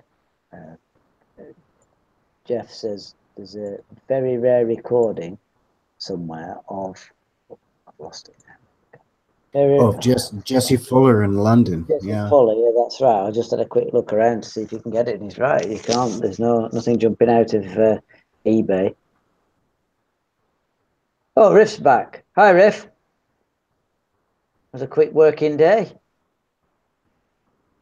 He's probably lurking. Yeah, work lurk. SFM with he's gone. Oh, I found out, by the way, if you click on the right hand side on the channel, it says participants. You can actually click on it and get a list of them. I didn't realise that. Oh yeah, the 3 dots. Yeah, it tells you. Yeah, that's how people know. That's how people know. You see, I'm learning all the time. Up here for thinking, down there for dancing. Yeah. So for future live streams, because obviously as we go, I'm sure we'll get better and more organised. It will be interesting to pick an instrument and go and to pump you full of questions about things, the development thereof, like bass or the harp, obviously, and the guitar, obviously, and how the cocktail drum turned into the drum kit, and how the blues standard band turned into what it is today: guitar, bass, drums, and horn sections and keys, because that's the basis of any rock band now. So it'd be interesting to find out look into how that changed, and also how the technology has affected the change of the sound with the amps and the valves and the tranny amps and the semi-acoustics, the hard body guitars, the through body guitars, and all that sort of bit of technical stuff. Yeah, no, that's a great idea. We should cover that off on the next one for sure. Yeah, and if I can, Whiskey and I were talking about interviews. I know you were talking about going through and doing videos of places you see. Is it in Calgary? Yeah, I've got to head into the city here in the next couple of weeks, and I know that there's a couple of old hotels that have been there since the 1930s that only played blues and jazz, and there's also an old vaudeville theater in Calgary that used to have vaudeville acts, one of which was people performing blues numbers in blackface back then. So yeah, I want to take some footage of some of those old buildings. They're still there, and one of them is still operational. So yeah, and there's a bunch of local juke joints in Calgary. It's funny, you know, Calgary, Alberta, that city. Well, Alberta itself is kind of known as being more of a country music sort of area of the country here. In fact, Calgary is kind of known as Nashville of the North. There's been a lot of country music artists out of the Calgary area or in southern Alberta that have become quite big, like George Canyon and Paul Brandt, just to mention a couple. And Canada's produced a lot of country music artists, you know, like Katie Lang and Shania Twain, and I mean, you name it. But we've also had a huge history of the blues and jazz. I mean, Oscar Peterson is Canadian, and of course, the late great Jeff Healey was Canadian. Yeah, but there was a lot of American. There was a lot of American blues artists in the 30s and 40s that were coming up into Canada and performing because they could just take the train up from New York or from Chicago, and they could cross the border and they could be up here in a few hours. So Robert Johnson and Johnny Shines played in Montreal, and they played in Toronto. And I know that in the 30s there was other bluesmen that had played over in Calgary, and so yeah, I definitely want to take some footage when I head into the city here in the next couple of weeks of some of these old historical places. Yeah, and like I said, I saw Chris Cantu do a live stream from the streets of Vietnam. It was Ho Chi Minh City today. Jeff, I think you were in there, weren't you? Today, were you not there, Jeff? Or was it Riff? Somebody, who was it there this morning? It might not be those two. Did anybody see the Chris Cantu live stream this morning? Anyway, and no. It was fun. It was phenomenal. He even booked a ride on this little motorbike. But so I'm thinking that's something you could do, because we talked about you having your gimbal mount. You could perhaps do a live stream when there's something. Obviously, it need planning, but I'm sure around here I could do a live stream or maybe even a video from a local open mic night. Well, there's a little, oddly enough, in my community, there's a little, I mean, I call it a juke joint. It's a little nightclub, and they have live music 7 nights a week. Even on Sunday nights, they have live music. And I would say 4 or 5 out of those 7 nights a week, it's blues. And now that the weather's a lot nicer, I'll definitely head over there and maybe, because I know the guy who owns the joint, and I know a lot of the bands that go through there. In fact, I've jammed with some of them, so yeah, it wouldn't be too tough for me to get permission to film them and put them up on the channel too. I'm bringing a tent. That's it. I'm selling up. The more I think about this, I could think, right, to pack a bag, stick a little amp in a bag. I've got a guitar and a little practice amp. No clothes, bag clothes when I get there, and off we go. Canada, that's it. I'll do the southern. We can do a southern tour. Sell the flat. We'll do a southern. Spend all the money. We'll do a southern tour, just going to all the blues joints, and that'd be a hell of a series, wouldn't it? That. Oh yeah, for sure. Oh, well, Riff in the chat says Canada gave us Jeff Healey. Case closed. Yeah, there you go. And Jeff says Elwood Blues of the Blues Brothers. That's right. Dan Aykroyd is Canadian. There you go. I didn't know that. There's actually Dan Aykroyd's a real authority on the blues, isn't he? Wouldn't that be a great thing to interview him? Wow, I wonder what he knows, because he that's why I brought out Blues Brothers 2000, isn't it? Because he really was getting sick of all this sampled garbage. Yeah, and it is utter garbage. I saw a video the other day of the quality of music. It's just gone down the tubes since 1969. Year by year, the songwriting quality has just gone down and down and down, and it's nothing to do with age. They did this. There's been several analyses of the technical thing, and what's been lost. Like I was saying before, I knew I got it from. I didn't think it was my own idea. The timbral, it's called timbral variation, which is the actual feel injected in a record is now wiped out. It's non-existent. All the notes are exactly to length. The volume, everything's compressed. Everything's at the same loudness, and there's just no feel in a record anymore. The video, I think, was "Why is modern music so bad?" Yeah, it doesn't have that soul in it, right? We talk about that a lot. Excuse me, the feeling or the passion, the soul of the music. Yeah, and it's almost like it's had the soul sucked out of it so that it could be mass produced and just spoon fed to every dumbed down to the lowest common denominator, so that it appeals to the most people as possible, but it ends up being unappealing. Yeah, put the link in the sidebar. It's just, and it's not yes, of course, generation on generation. I'm not listening to that rubbish banging music, my dad used to call it, And like he said, well, I was glad he could play the guitar, but I didn't actually care. and I loved him for it, which was his way of saying, it's good that you're into something and it's decent and all the rest of it, but I'm really not bothered, because it's a difference in generation. I find that a bit, but he did it sort of a bit of time for the blues, but the punk stuff, he just wanted me to leave home. Well, and really the punk music, the British punk music comes out of ska. Yes, ska comes out of reggae, and reggae comes out of blues. So, the crossover with. Yeah, absolutely. It's not a huge stretch. It's not a huge stretch at all.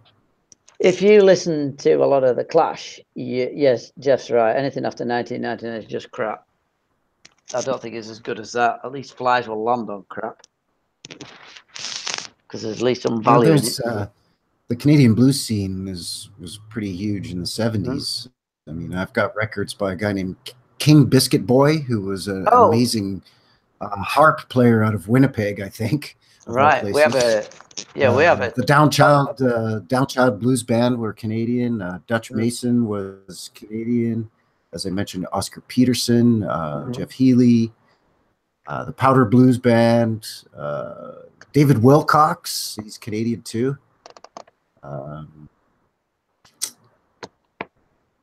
Who else? I mean, there's Amos Garrett. I mean, there's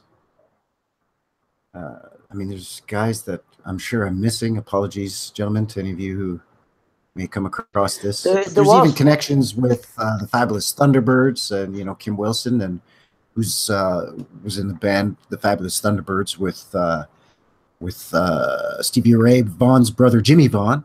So there's a bit of a Canadian connection there too, with the Fabulous Thunderbirds and the Vaughan brothers. So, you know. There was a good band I got into just as they were packing it in called Jim Jones Review. Have you heard of them?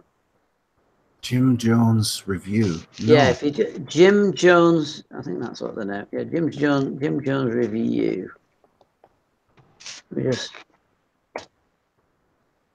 Here we are. The band's called Jim Jones Review. And they knock out some tremendous rock and roll blues based, and it's some heavy duty riffs on there. They've got one called Killing Spree, and the riff and the piano, it's just reminiscent of the early blues. It's well worth a quick. Hang on a minute. Killing Spree. Hang on a minute. Jim Jones Review. Killing Spree. Here we go. I wonder if I got the. Yeah. Oh yeah, Jeff says not so much blues, but Neil Young. Got to give him credit. Yeah, for sure, man. You got to give a shout out to Neil Young as a huge Canadian artist, and not really blues per se, but he definitely dabbled in folk music in the '60s and early '70s, and you know the whole. He's known as the grandfather of grunge. And grunge is sort of an offshoot or a mishmash of punk and heavy metal, which has its roots in blues as well. So, you know, I mean, like Willie Dixon, we were talking about Willie Dixon earlier. Like Willie Dixon said, everything else is the fruits. The blues is the roots of the tree of music, and every branch on that tree, every fruit that's produced on those branches, whether it's rock and roll or hip hop or soul or R&B, it all comes from the blues. If it's an American music, it comes from the blues. Yeah, it's absolutely true. You dig back, you're going further and further back, and it's getting more and more solid and more soulful rather than technical.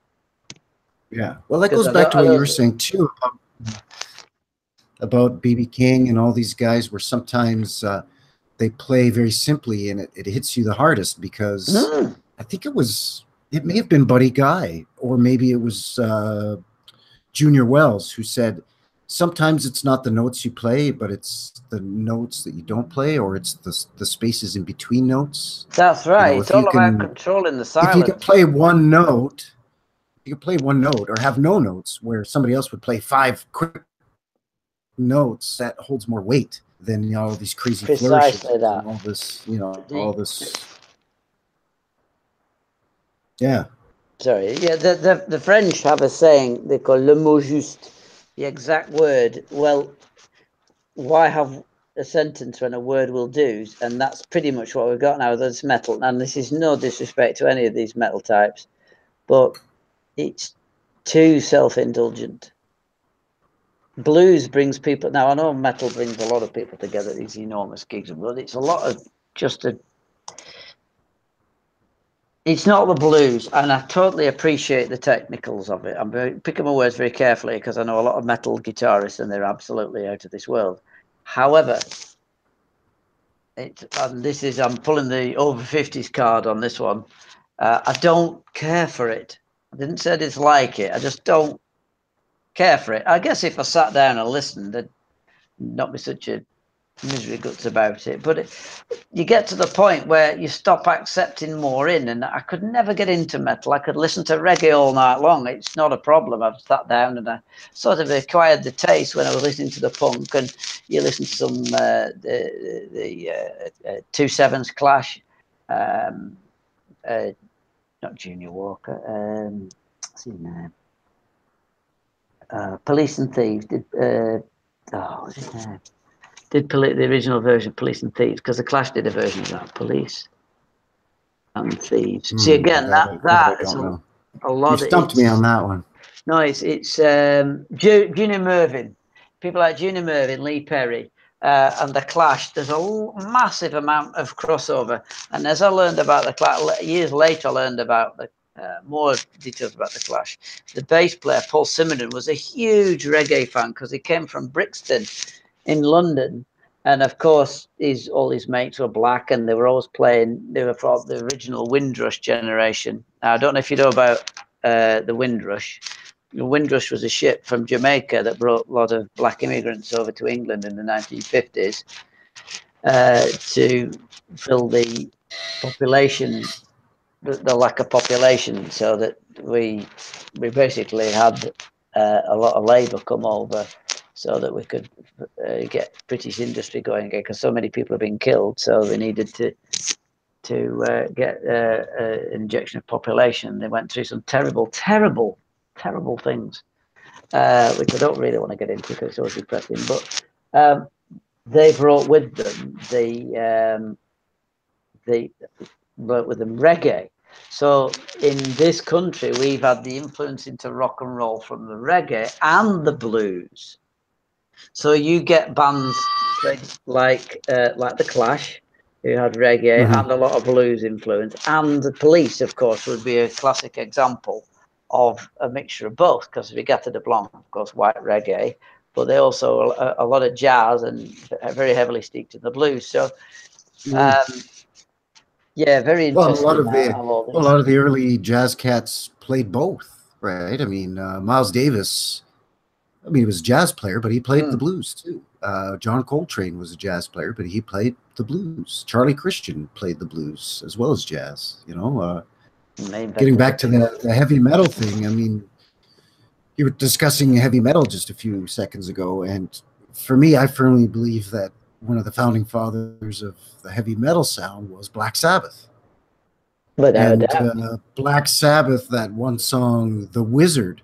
I mean, that's a very bluesy song. I mean, Ozzy's playing a pretty mean harp or harmonica on that, and all the guitar licks are definitely very bluesy. Black Sabbath, "The Wizard." Well, do you know, that's quite a bluesy track.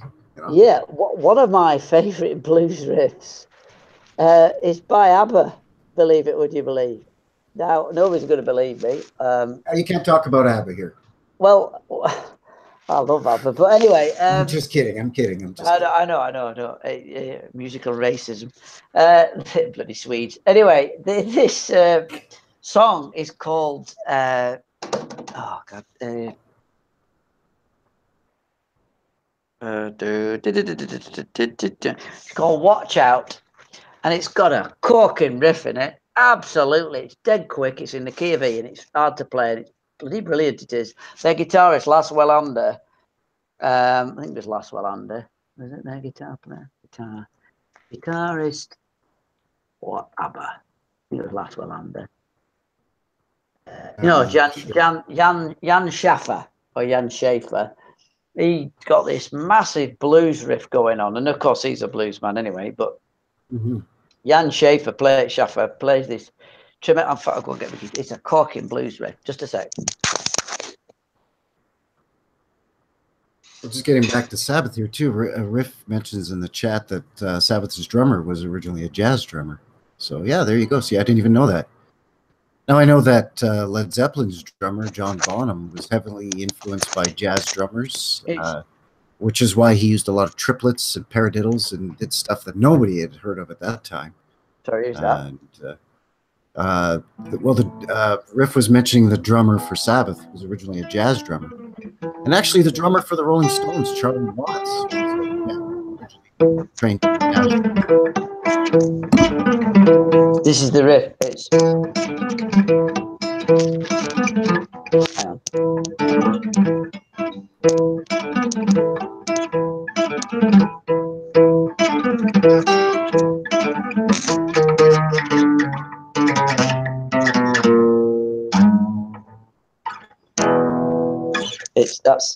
That's the opening to "Watch Out" by ABBA, and it's a blues riff, is that, isn't it?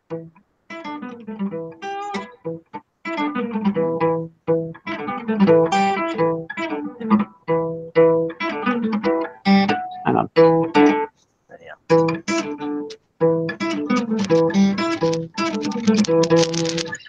And that's one of my favourite riffs, is that. Anyway, ABBA, you heard it here first, folks. Guitar, harp, blues, History of Blues, including ABBA. There you go. Yeah. What's funny is blues is blues. No, That's the beautiful there's no thing need to about flash blues. your veins. There's no need to slash your veins.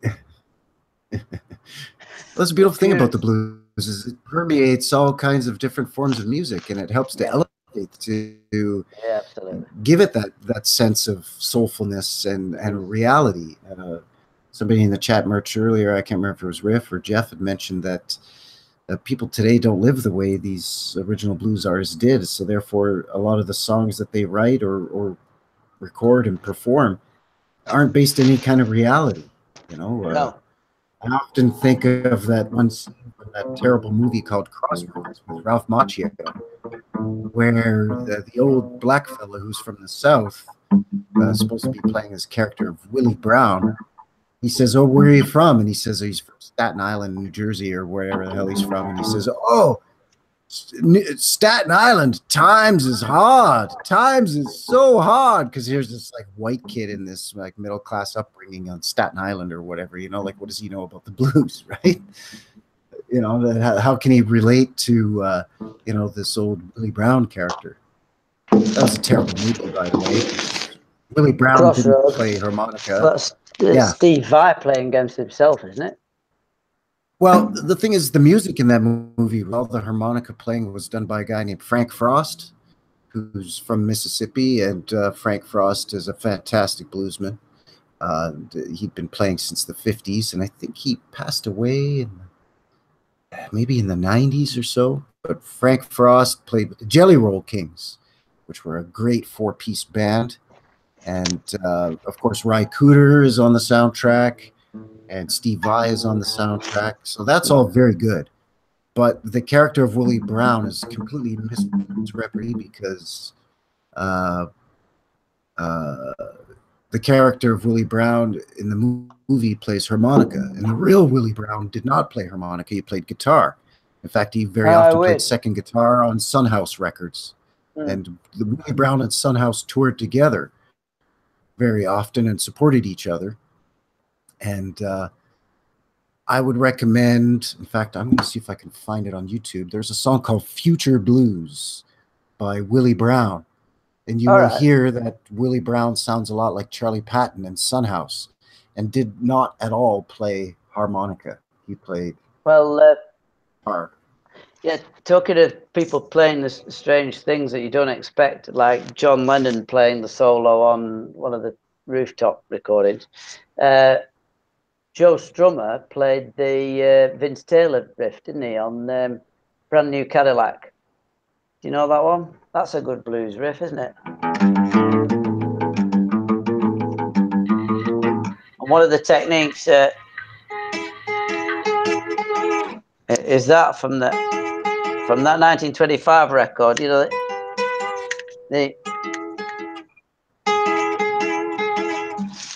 that Frank Hutchison record, yeah, well, he does. As I was listening to it, I was reminded of this. They go, "My baby drove up in the brand new Cadillac." No, it didn't. Oh, it's A, isn't it? That's it. So it's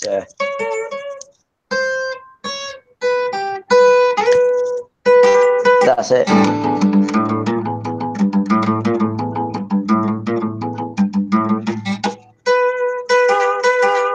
That sort of style is really quite a very, very dated, well, very, very old blues thing.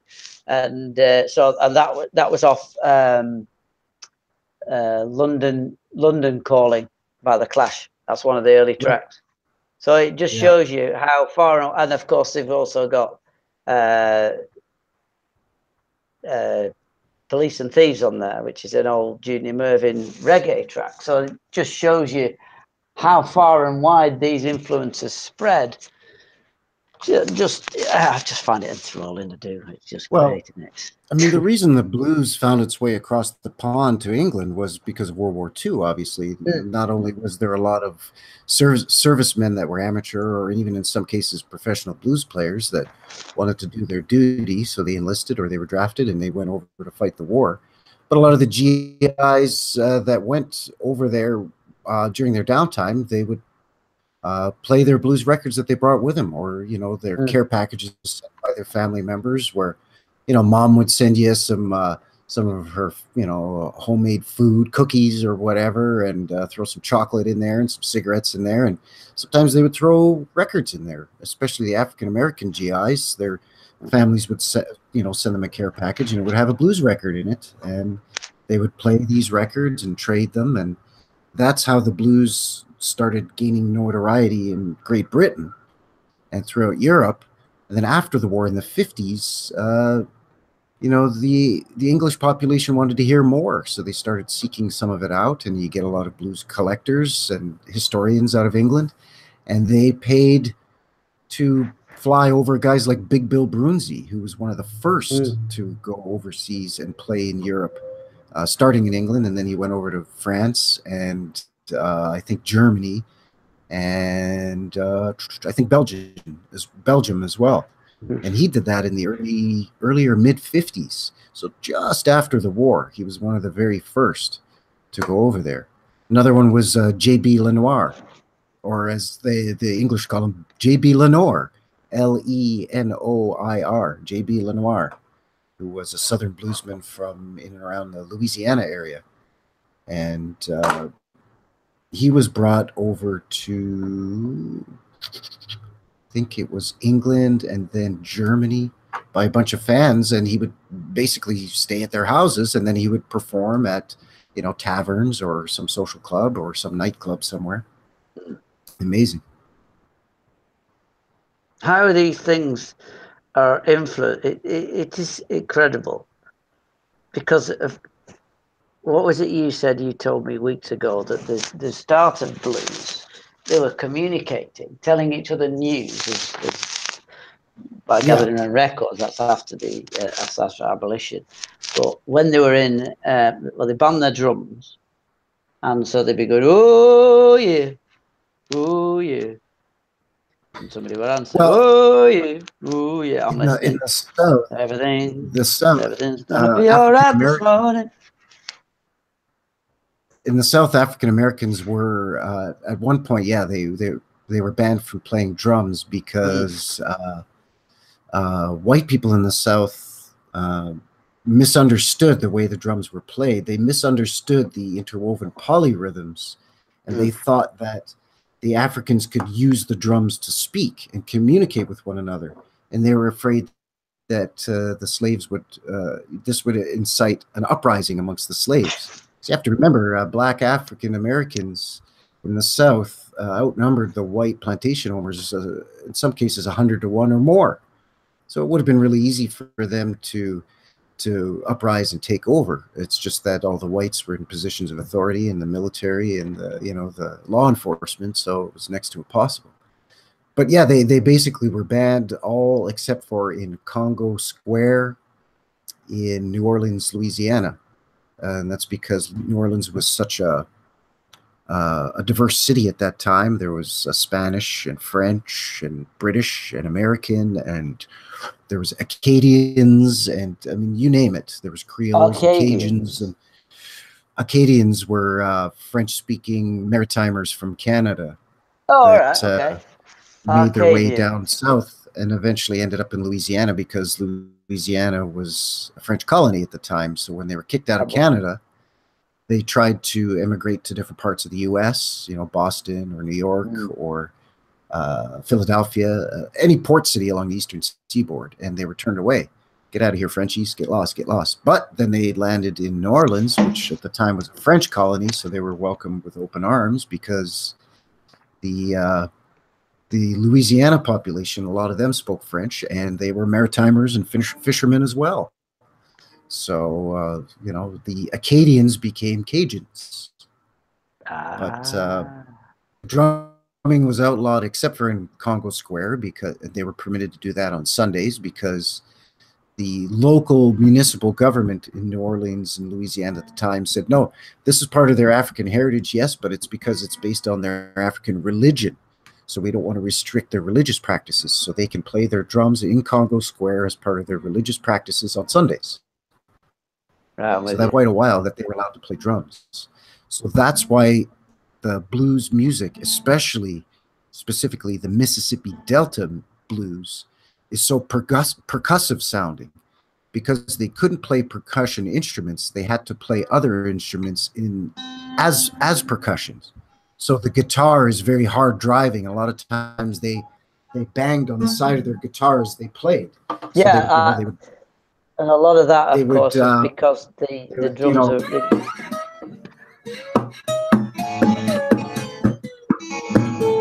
That sort of thing. Yeah. They would bang on the guitar as they played. So the Mississippi Delta is a very hard driving music. They played guitar percussively. They played the piano very percussively. And they could actually bend notes on the pianos by mashing the keys together, just slightly off time from one another. And yeah, so that's why the Mississippi Delta blues specifically is a very hard driving, very aggressive sounding blues, because it was played percussively. And that's why the Chicago blues is a very aggressive, percussive sounding blues too, because it's a direct descendant of the Delta blues. Mm. Well, I was listening to a video the other day on, you said Western, what was the, I saw a video on the voicings of the chords to get the style. And that's something that they experimented with on the guitar.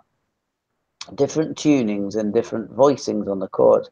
I'm going to have to break all this down, and we'll have to start getting into the technicals of this, because of course there's the like I said, there's the social aspect, but they're bringing in this, using their influence, because they basically had nothing. Yeah, I mean, they had nothing. You know, you're talking people who developed their musicality with a rock and a wire. Couple of nails banged in a wall. What made the music so unique was there was a couple of fundamental characteristics, right? First of all, like we mentioned earlier, and we talk about a lot, is that the blues was, well, African-American music at that time, the late 1800s, early 1900s, was based on the African pentatonic scale, where they flattened the thirds or the fifth notes, and also the music had these interwoven polyrhythms, so that made it different. And also there was influences of Irish jigs and of course traditional African music and Indian ragas, believe it or not, and all of these things coalesced and basically formed the foundations of the early proto blues that became the blues. And as a result, that's why you get different regional styles that influenced each other. And that's why you get, you know, blues and ragtime kind of coming out of the same time, but then blues evolved into rhythm and blues, eventually rock and roll, whereas ragtime eventually evolved into jazz as it moved southeastward into New Orleans, but it also developed into bluegrass as it moved a little bit north into the hill country. And white people started playing more and more blues phrasings and bending the notes. But the other thing, too, with all that bending and flattening of the notes was that they wanted to emulate the human voice. So that's why a lot of the guitar players bent the notes that they did, and especially in call and answer or call and response 12-bar blues, because they wanted to emulate the human voice and the way that the human voice sounded. So by adopting the pentatonic scale and then doing a lot of bending and flattening of notes, they could do that. God, is there anything about this topic you don't know? My God, you've got an impression. Oh, there's tons. How the hell do you know this stuff?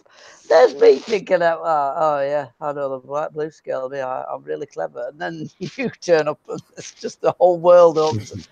I say it's something. We should go out and get sponsorship from a big TV company and interview all the top blues players who exist. That's what we should do. I mean, come in. There are still a lot of great blues players, I'm sure. I remember there's a guy he's dead now, just died, a guy called Ken Dodd. And he said, before I die, I want to play all the little theatres in Britain. And it took him, I think, he didn't realise there were that many. I think it took him 20 years. There were that many. Yeah. But he did. He played every single one, every single theatre in the land. Imagine that. So So it would be great. Like I said, the more I know I joke about it, but I could land east, Quebec, go west. There's a Calgary festival. There's all the Canadian joints or whatever, and then go do this history tour in reverse. Follow all the spines down, go from the, shall we say, the streams back to the main arteries, and then right back to where it came from, and learn from the real people. That'd be a great thing to do. What a way to finish your life, eh? Just interviewing all these blues players. Be absolutely, because I'd love to meet Buddy Guy. God, that's a life's ambition. That meeting your guitar hero. That, and I know you've met him twice. I know. Don't rub it in. I just gotta rub that in. Don't rub it in. It's just, Buddy Guy. I'd go. Hello. I would not. I mean, what do you say? You've given me a lifetime's bloody a life full stop. There you go. I mean, if I started picking up the guitar for a variety of reasons. When you're 16, you can work out what it's for. But now I'm left with this amazing thing that's just so enriching every day. And I go diddly diddly diddly. I think, hey, I can do that. This is really cool. So, God, wow. Just, I don't know. What would I say? You were very important. Yeah, exactly. And that at first I was kind of tongue-tied too. You know, I was starstruck, right? Yeah, and more so the fact that no one else that, because initially he came into where I was working, and more so what was dumbfounding was that nobody else recognized him. You know, so I kind of had him all myself. You know, and was able to pick his brain and chat with him. I didn't really, interview him or anything like that. I just had a nice chat, a very nice, friendly, informal conversation with him, and he's just a sweet man. I'm glad he's still alive. I'm glad he's still touring. I'm glad he's playing, and I'm glad he's living up to the promise that he made to Muddy, to keep the blues alive. And God bless Buddy Guy. He's one of the last great living legends. I just blurt out. Can I come on stage and jam with you? I just want to come on stage. That's all I want to do. Give me a guitar. I'm really not that. I'm nowhere near up to the standard for your club, but just put me on there. Let me have a do. God, I'd just die. God, that'd be great. What a thing. Can you imagine? That would be like, I can't tell you. That would just. I'd love to jam with Buddy Guy, but my harmonica playing would be shameful because Buddy Guy for the longest time toured with Junior Wells, one of the best blues harp players of all time, and Junior Wells was mentored by Sonny Boy. Yeah, well, he doesn't get much better than that, Well, I might or may not have Googled the club that he's got, Blues Legends, and Buddy Guy's Legends, and it's open 7 nights a week. So if we did a tour, we'd certainly have to drop in because it doesn't matter. It's going to be open. Get in. Man. Can you? Oh, Iggy the Champ. Hi, Iggy.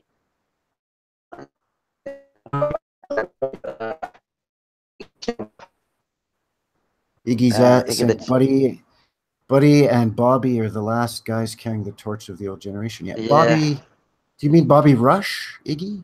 Is that who you mean? Is Bobby Rush? Yeah, that's pretty obscure, Bobby Rush. Everybody's heard of Otis Rush, but not too many people have heard of Bobby Rush. Bobby Rush took over B.B. King's Chitlin King got big and started touring. Yeah, that's okay. There he says, Bobby Rush. Yeah, good on you, Iggy the Champ. Bobby Rush. Bobby Rush took over B.B. King's old Chitlin circuit when B.B. made it really big in the late 50s, early 60s, and Bobby Rush is a great bluesman. He's quite a good harp player, but he's a great singer. He's a bit of a shouter. He's kind of a blues shouter. He's sort of in the vein of Big Joe Turner. When he sings, he kind of shouts when he sings, kind of like Muddy Waters to a certain extent too, And if anybody is interested in checking out some really good down-home Mississippi bluesmen that are still carrying on the old tradition, Bobby Rush, he's obscure, but he's great. In fact, I'm going to find a link for a good video, and I'll just post that here. God, that'd be great. I accidentally typed Booby Rush. That's a completely different thing. Yeah, Buddy Guy did a cracking gig on it. We used to have a rock a pop music show on a Friday evening, sorry, called The Tube. And they had Buddy Guy on there. And boy, did he play the living daylights out of that white Stratocaster he had. And I wonder if I can find it. It's all, that's the thing, it's all on YouTube, isn't it? A Buddy Guy and The Tube. Oh, here we go. Here's Bobby Rush performing live with his his band and his considerably younger than him, and she's kind of doing something that is not what you would readily associate with the blues, twerking. But actually, twerking does come from a form of blues dancing. Blues, obviously, a lot of the songs are very sexually suggestive. Therefore, true, a lot of the dancing. In the air. I know what you're referring to. A lot of the dance moves were very sexually suggestive and explicit as well. And twerking comes from old blues dance steps. But the link that I just posted is a live performance of Otis Rush called Henpecked. Have a quick look. And yeah, so shout out to Bobby Rush. He's very like I was saying, he was definitely deeply rooted in the old tradition. But he's modernized it, so he's made it fresh. He's kind of repackaged it and made it his own and made it kind of fresh and new. So much like Muddy Waters, twerking. Yeah, see. So much like Muddy Waters brought acoustic country blues to Chicago and made it new and fresh, but basically was singing the same old songs, just kind of repackaged them. Bobby Rush is doing the same thing. He's taking old traditional blues songs and just reworking them and repackaging them.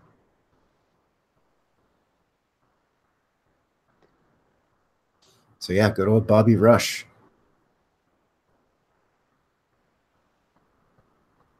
I'm actually smiling. I'm thinking of what's his name doing a Mickey take of that fella. Comedian, black comedian. What do you call it? Oh God, wears a red suit. God, he's famous enough. What do you call him? Eddie Murphy. Eddie Murphy. Yeah, I can imagine Eddie Murphy taking the mick out of him. He did a brilliant. I'm going to get in the tub. Oh yeah, James Brown. Yeah, the James Brown hot tub. Oh, hot tub. That was it. Hot tub. Too hot. Too hot. Hot tub.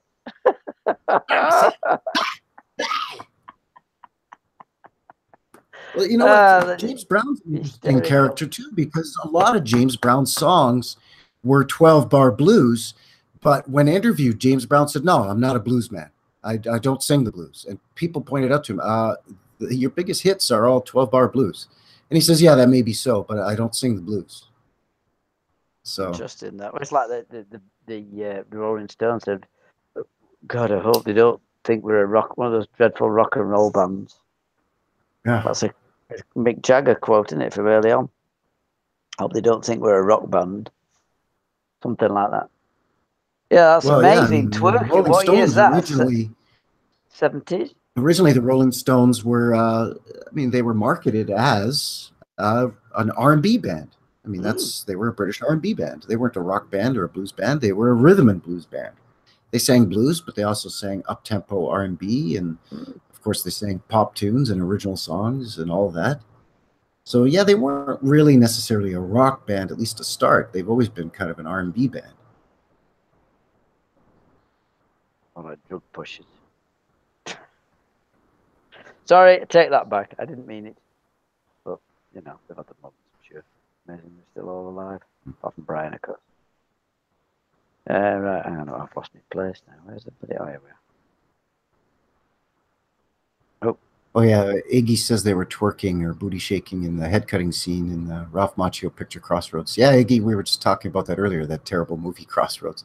It was bad in some parts, and some of it was good. The music in it was good. That was doing the deal with the devil, wasn't it? Wasn't that the deal with the devil? And he said, if I can play guitar, and didn't he get out of it? If he could beat the devil, he got out of the deal. That was it. If he could beat the devil's guitarist, the devil's best. Yeah, that's right. Yeah. And so Steve And Joe Vai played Sinatra, who against played himself. Willie Brown, was very good. Mm. And of course, as mentioned, Ry Cooder and Steve Vai were great in that movie. And the guy who played the Devil's right-hand man, I think they refer to him in the movies Petey Wheatstraw as well, the Devil's son-in-law or something, which is also inaccurate. But anyway, that actor, he was also in Terminator, the original Terminator with Arnold Schwarzenegger. He was quite a good actor. It's just the way that they bastardize the stories. They misrepresent selling their soul, and they talk about it being Robert Johnson when really it was Tommy Johnson. And again, the Willie Brown thing, he didn't play harmonica, he played guitar. But no, Joe Morton? I guess. What's that? Is it Joe Morton? Sorry, I'm just looking at the cast list now. Or Tim Russ? Tim Russ played Robert Johnson. Yeah, no, not him. The guy who played. Let me see here. Oh, Devil's Right Hand Man. Hang on. Scratch's assistant, Joe Morton. It says. Yeah, Joe Morton. He was in Terminator 2. Yeah, that guy. Yeah. Yeah, he was in Terminator 2. That's who you meant. Because he's the guy who died with his hand on the explosive thing. Yeah, he's a good actor. Yeah, he's a very good actor. Yeah, he's great in that. And like I said, Joe Sinatra, who played Willie Brown, he's very good. And I'm just looking it up, and it said some of the harmonica was played by Sonny Terry. So there you go, Sonny Terry and Brownie McGee. But I know a lot of it was played by Frank Frost as well. Mm. Frank Frost of the Kings. We'll have to examine the blues. There's all sorts of stuff we can do. We can analyze the Blues Brothers as well, where the musicians are in it, and the history of those people. Because Donald Duck Dunn, there's some classic riff masters in there. Oh yeah, absolutely. The Blues Brothers, even the movie The Blues Brothers, think who was in that. I mean, he had Ray Charles in that, Aretha Franklin was in that, Matt Guitar Murphy was in that, James Brown was in it. Of course, the Blues Brothers themselves. I mean, you name it, right? That's amazing. Yeah, we should definitely cover that. Gives us some food for further future live streams, absolutely. Yeah, well, I heard about the fella you've been dancing with all over the neighborhood. Oh, bled the living daylights out of that album. Steve Cropper, yeah, there's another one. Thanks, Iggy. There's the other one. Steve Cropper. Steve Cropper, there's the one. What's the riff he came up with? Was it My Girl? No, it wasn't. It was famous riff by Steve. Come on, somebody. I don't want to look it up. Anybody remember? Steve Cropper is famous for that massive riff he did. Was it do? Was that Steve Cropper? Green Onions. John Lee Hooker, was it? Oh yes, he was. Oh, he was Green outside Onions. the cafe, wasn't he? Yeah. Yeah, Green Onions. That's right. Yeah. Green Onions. He was a Stax record session guy. Booker T and the MGs. Yeah. What's the Steve Cropper? Well, and that whole riff, that doom, doom, doom, doom, doom. I mean, they lifted that. That's a standard blues riff. You hear Sonny Boy use that a lot, actually. A lot of times I'll be playing a Sonny Boy song, and my brother's like, "Yeah, it is. It's Green Onion." Is that Green Onion? This is Sonny Boy Williamson. It's not Booker T and the MGs. Although Booker T and the MGs are great, keen on that Hammond organ, mean on that thing.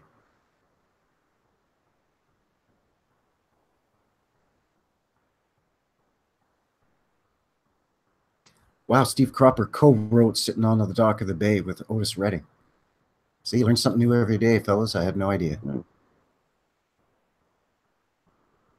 Oh, Riff saying that, yeah, that's right. John Lee Hooker was in Blues Brothers also. See, it was outside where they had the soul food store. Yes. So they were going in to find Matt Guitar Murphy and the sax player. And that's where Martha sang, "You gotta think what you're trying to do to me. Woo, think." And she actually sang live on set, you know, over a backing track, because tried to record it in a studio, and she had to sing it live because she couldn't not syncopate. Every time she did it, it was different, and they needed it absolutely bang on to the record. So they had to get her to sing. They used the actual live vocal.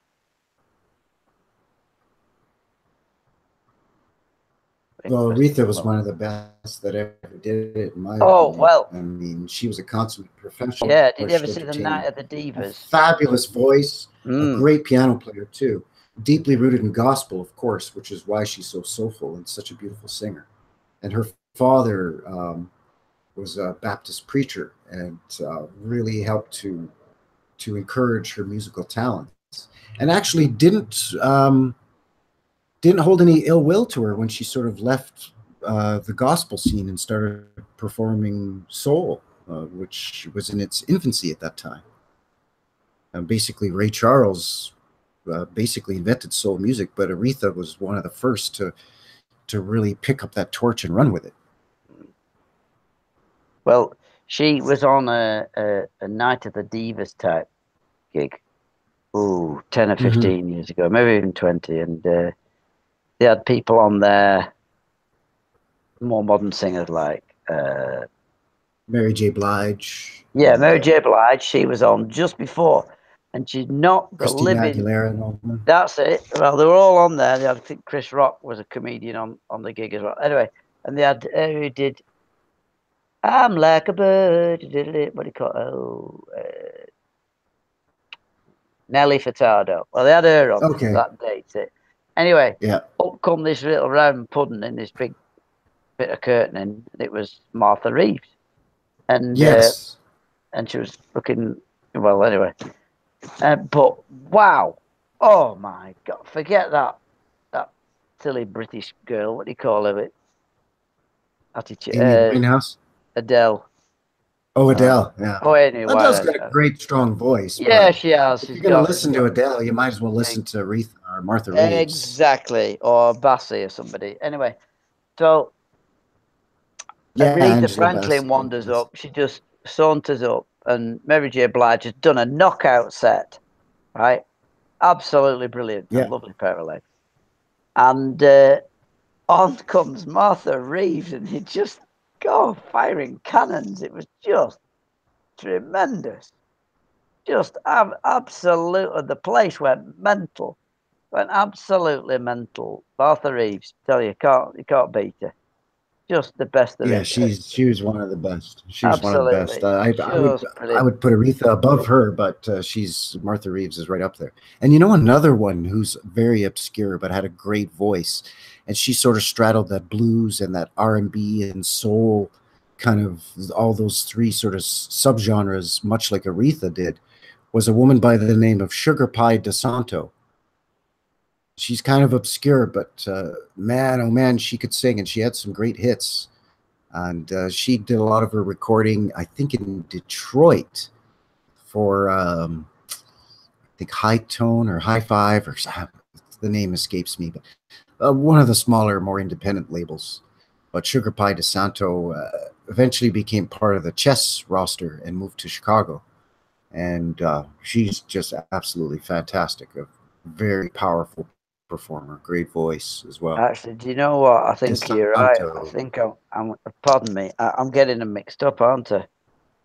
It's Aretha Franklin I'm talking about. Yeah, but Martha Reeves was great. She had a great voice too. She was. There's I was thinking of no mistaking that at all. Yeah, I was thinking of Heat Wave, which is Martha Reeves. But no, I'm talking. Yes. No, I'm wrong. I'm talking about Aretha Franklin. That's who I'm talking about. Yeah, I'm up the creek there. It was Aretha Franklin who wandered on. Aretha was the best that ever did it, in my opinion. Yeah, in terms of soul. Right.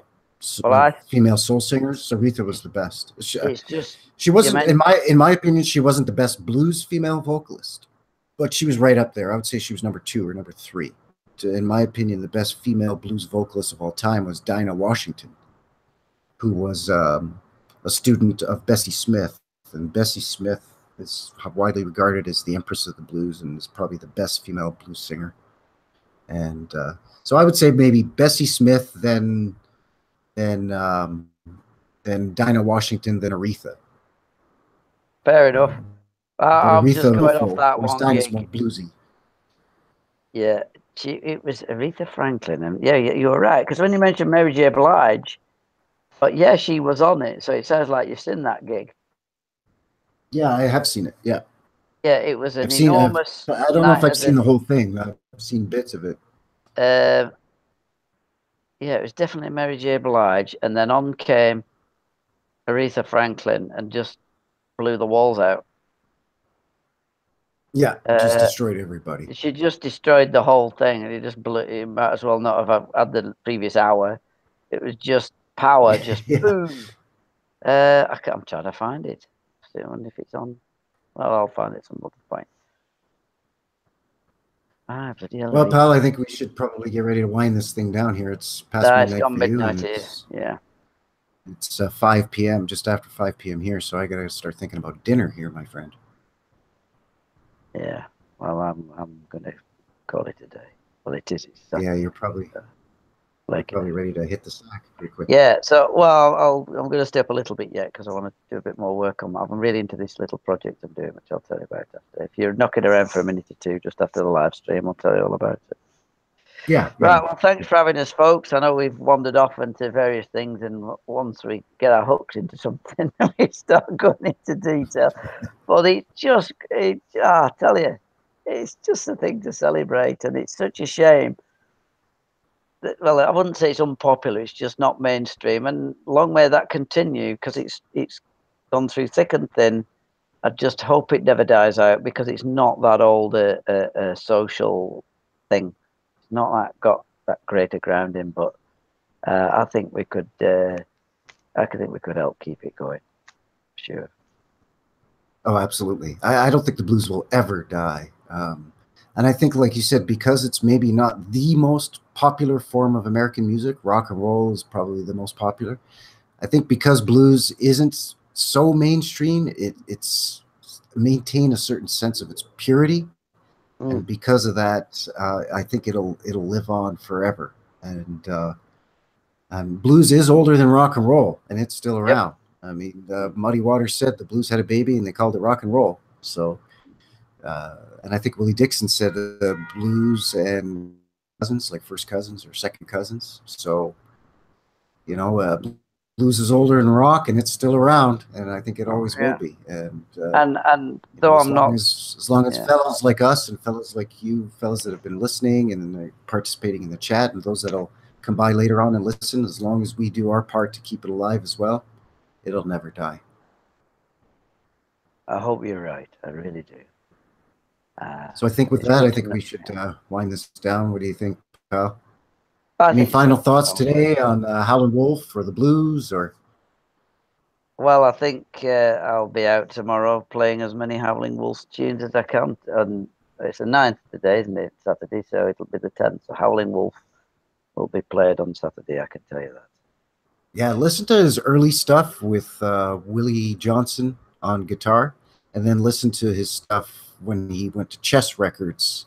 And then he had Hubert Sumlin on lead guitar. And you'll see there's a bit of a difference in Wolf's style. Not just in the playing of the lead guitarist when he switched, but just the style of the music as well. You could definitely hear when he switched from that Memphis blues scene to the Chicago blues. His music evolved a little bit. And it's very interesting to have a listen to sort of the before and after.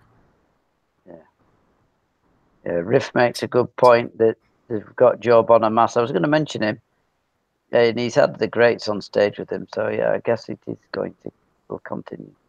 Joe will bring it on, keep it alive because he's got a lot of notoriety. He's not exactly my favorite. Not my cup of tea, to be honest, but he's good. But to me, it's like, well, if you're the Buddy Guy, because Buddy Guy does it better. But Joe's very good. By all means, Gary Clark Jr. is another one who's very good, and there's another fellow by the name of, damn it, No, I'm drawing a blank, so I guess I'll just leave it at that. Yeah. All right. Well, thanks again, Monk, for hosting our Blues Chat number 2 over here at Harp and Guitar, People in Music. And I want to thank everybody who was kind enough to join us here today in the chat and listening in. And for those of you who will join us later on and listen, I want to remind you, if you haven't already, to please like and share the video and consider subscribing to our humble little channel here if you're passionate about the blues and want to learn more about the history and the people, or if you want to learn to play some of these tasty licks, then music will definitely more than able to show you some of that stuff. So I guess my parting thoughts would be, I want to wish the Howlin Wolf, Mr. Chester Arthur Burnett, a happy birthday coming up on June 10th. And I want to thank everybody for joining us here today. Monk, any final words? No, no, you've put it beautifully. Just have a great weekend, gents, and keep being into people. That's what the blues is about. Couldn't have said it better. All right, fellas, thanks again, and we'll look forward to doing this again. We'll try to do it a little bit sooner here next time, and hopefully we'll get maybe some of the other fellas to jump in as well. There's a lot of guys that were in the chat today that really know their stuff too, and Iggy the Champ knows what he's talking about. Riff Magos and Jeff Burns, these guys, they definitely have some great stuff to contribute. So thanks, fellas. Really, really appreciate you guys coming by. Yes, thank you. So that's going to do it for today for Harp and Guitar, People in Music. So thanks a lot. Thanks, fellas. Take care and have a good one.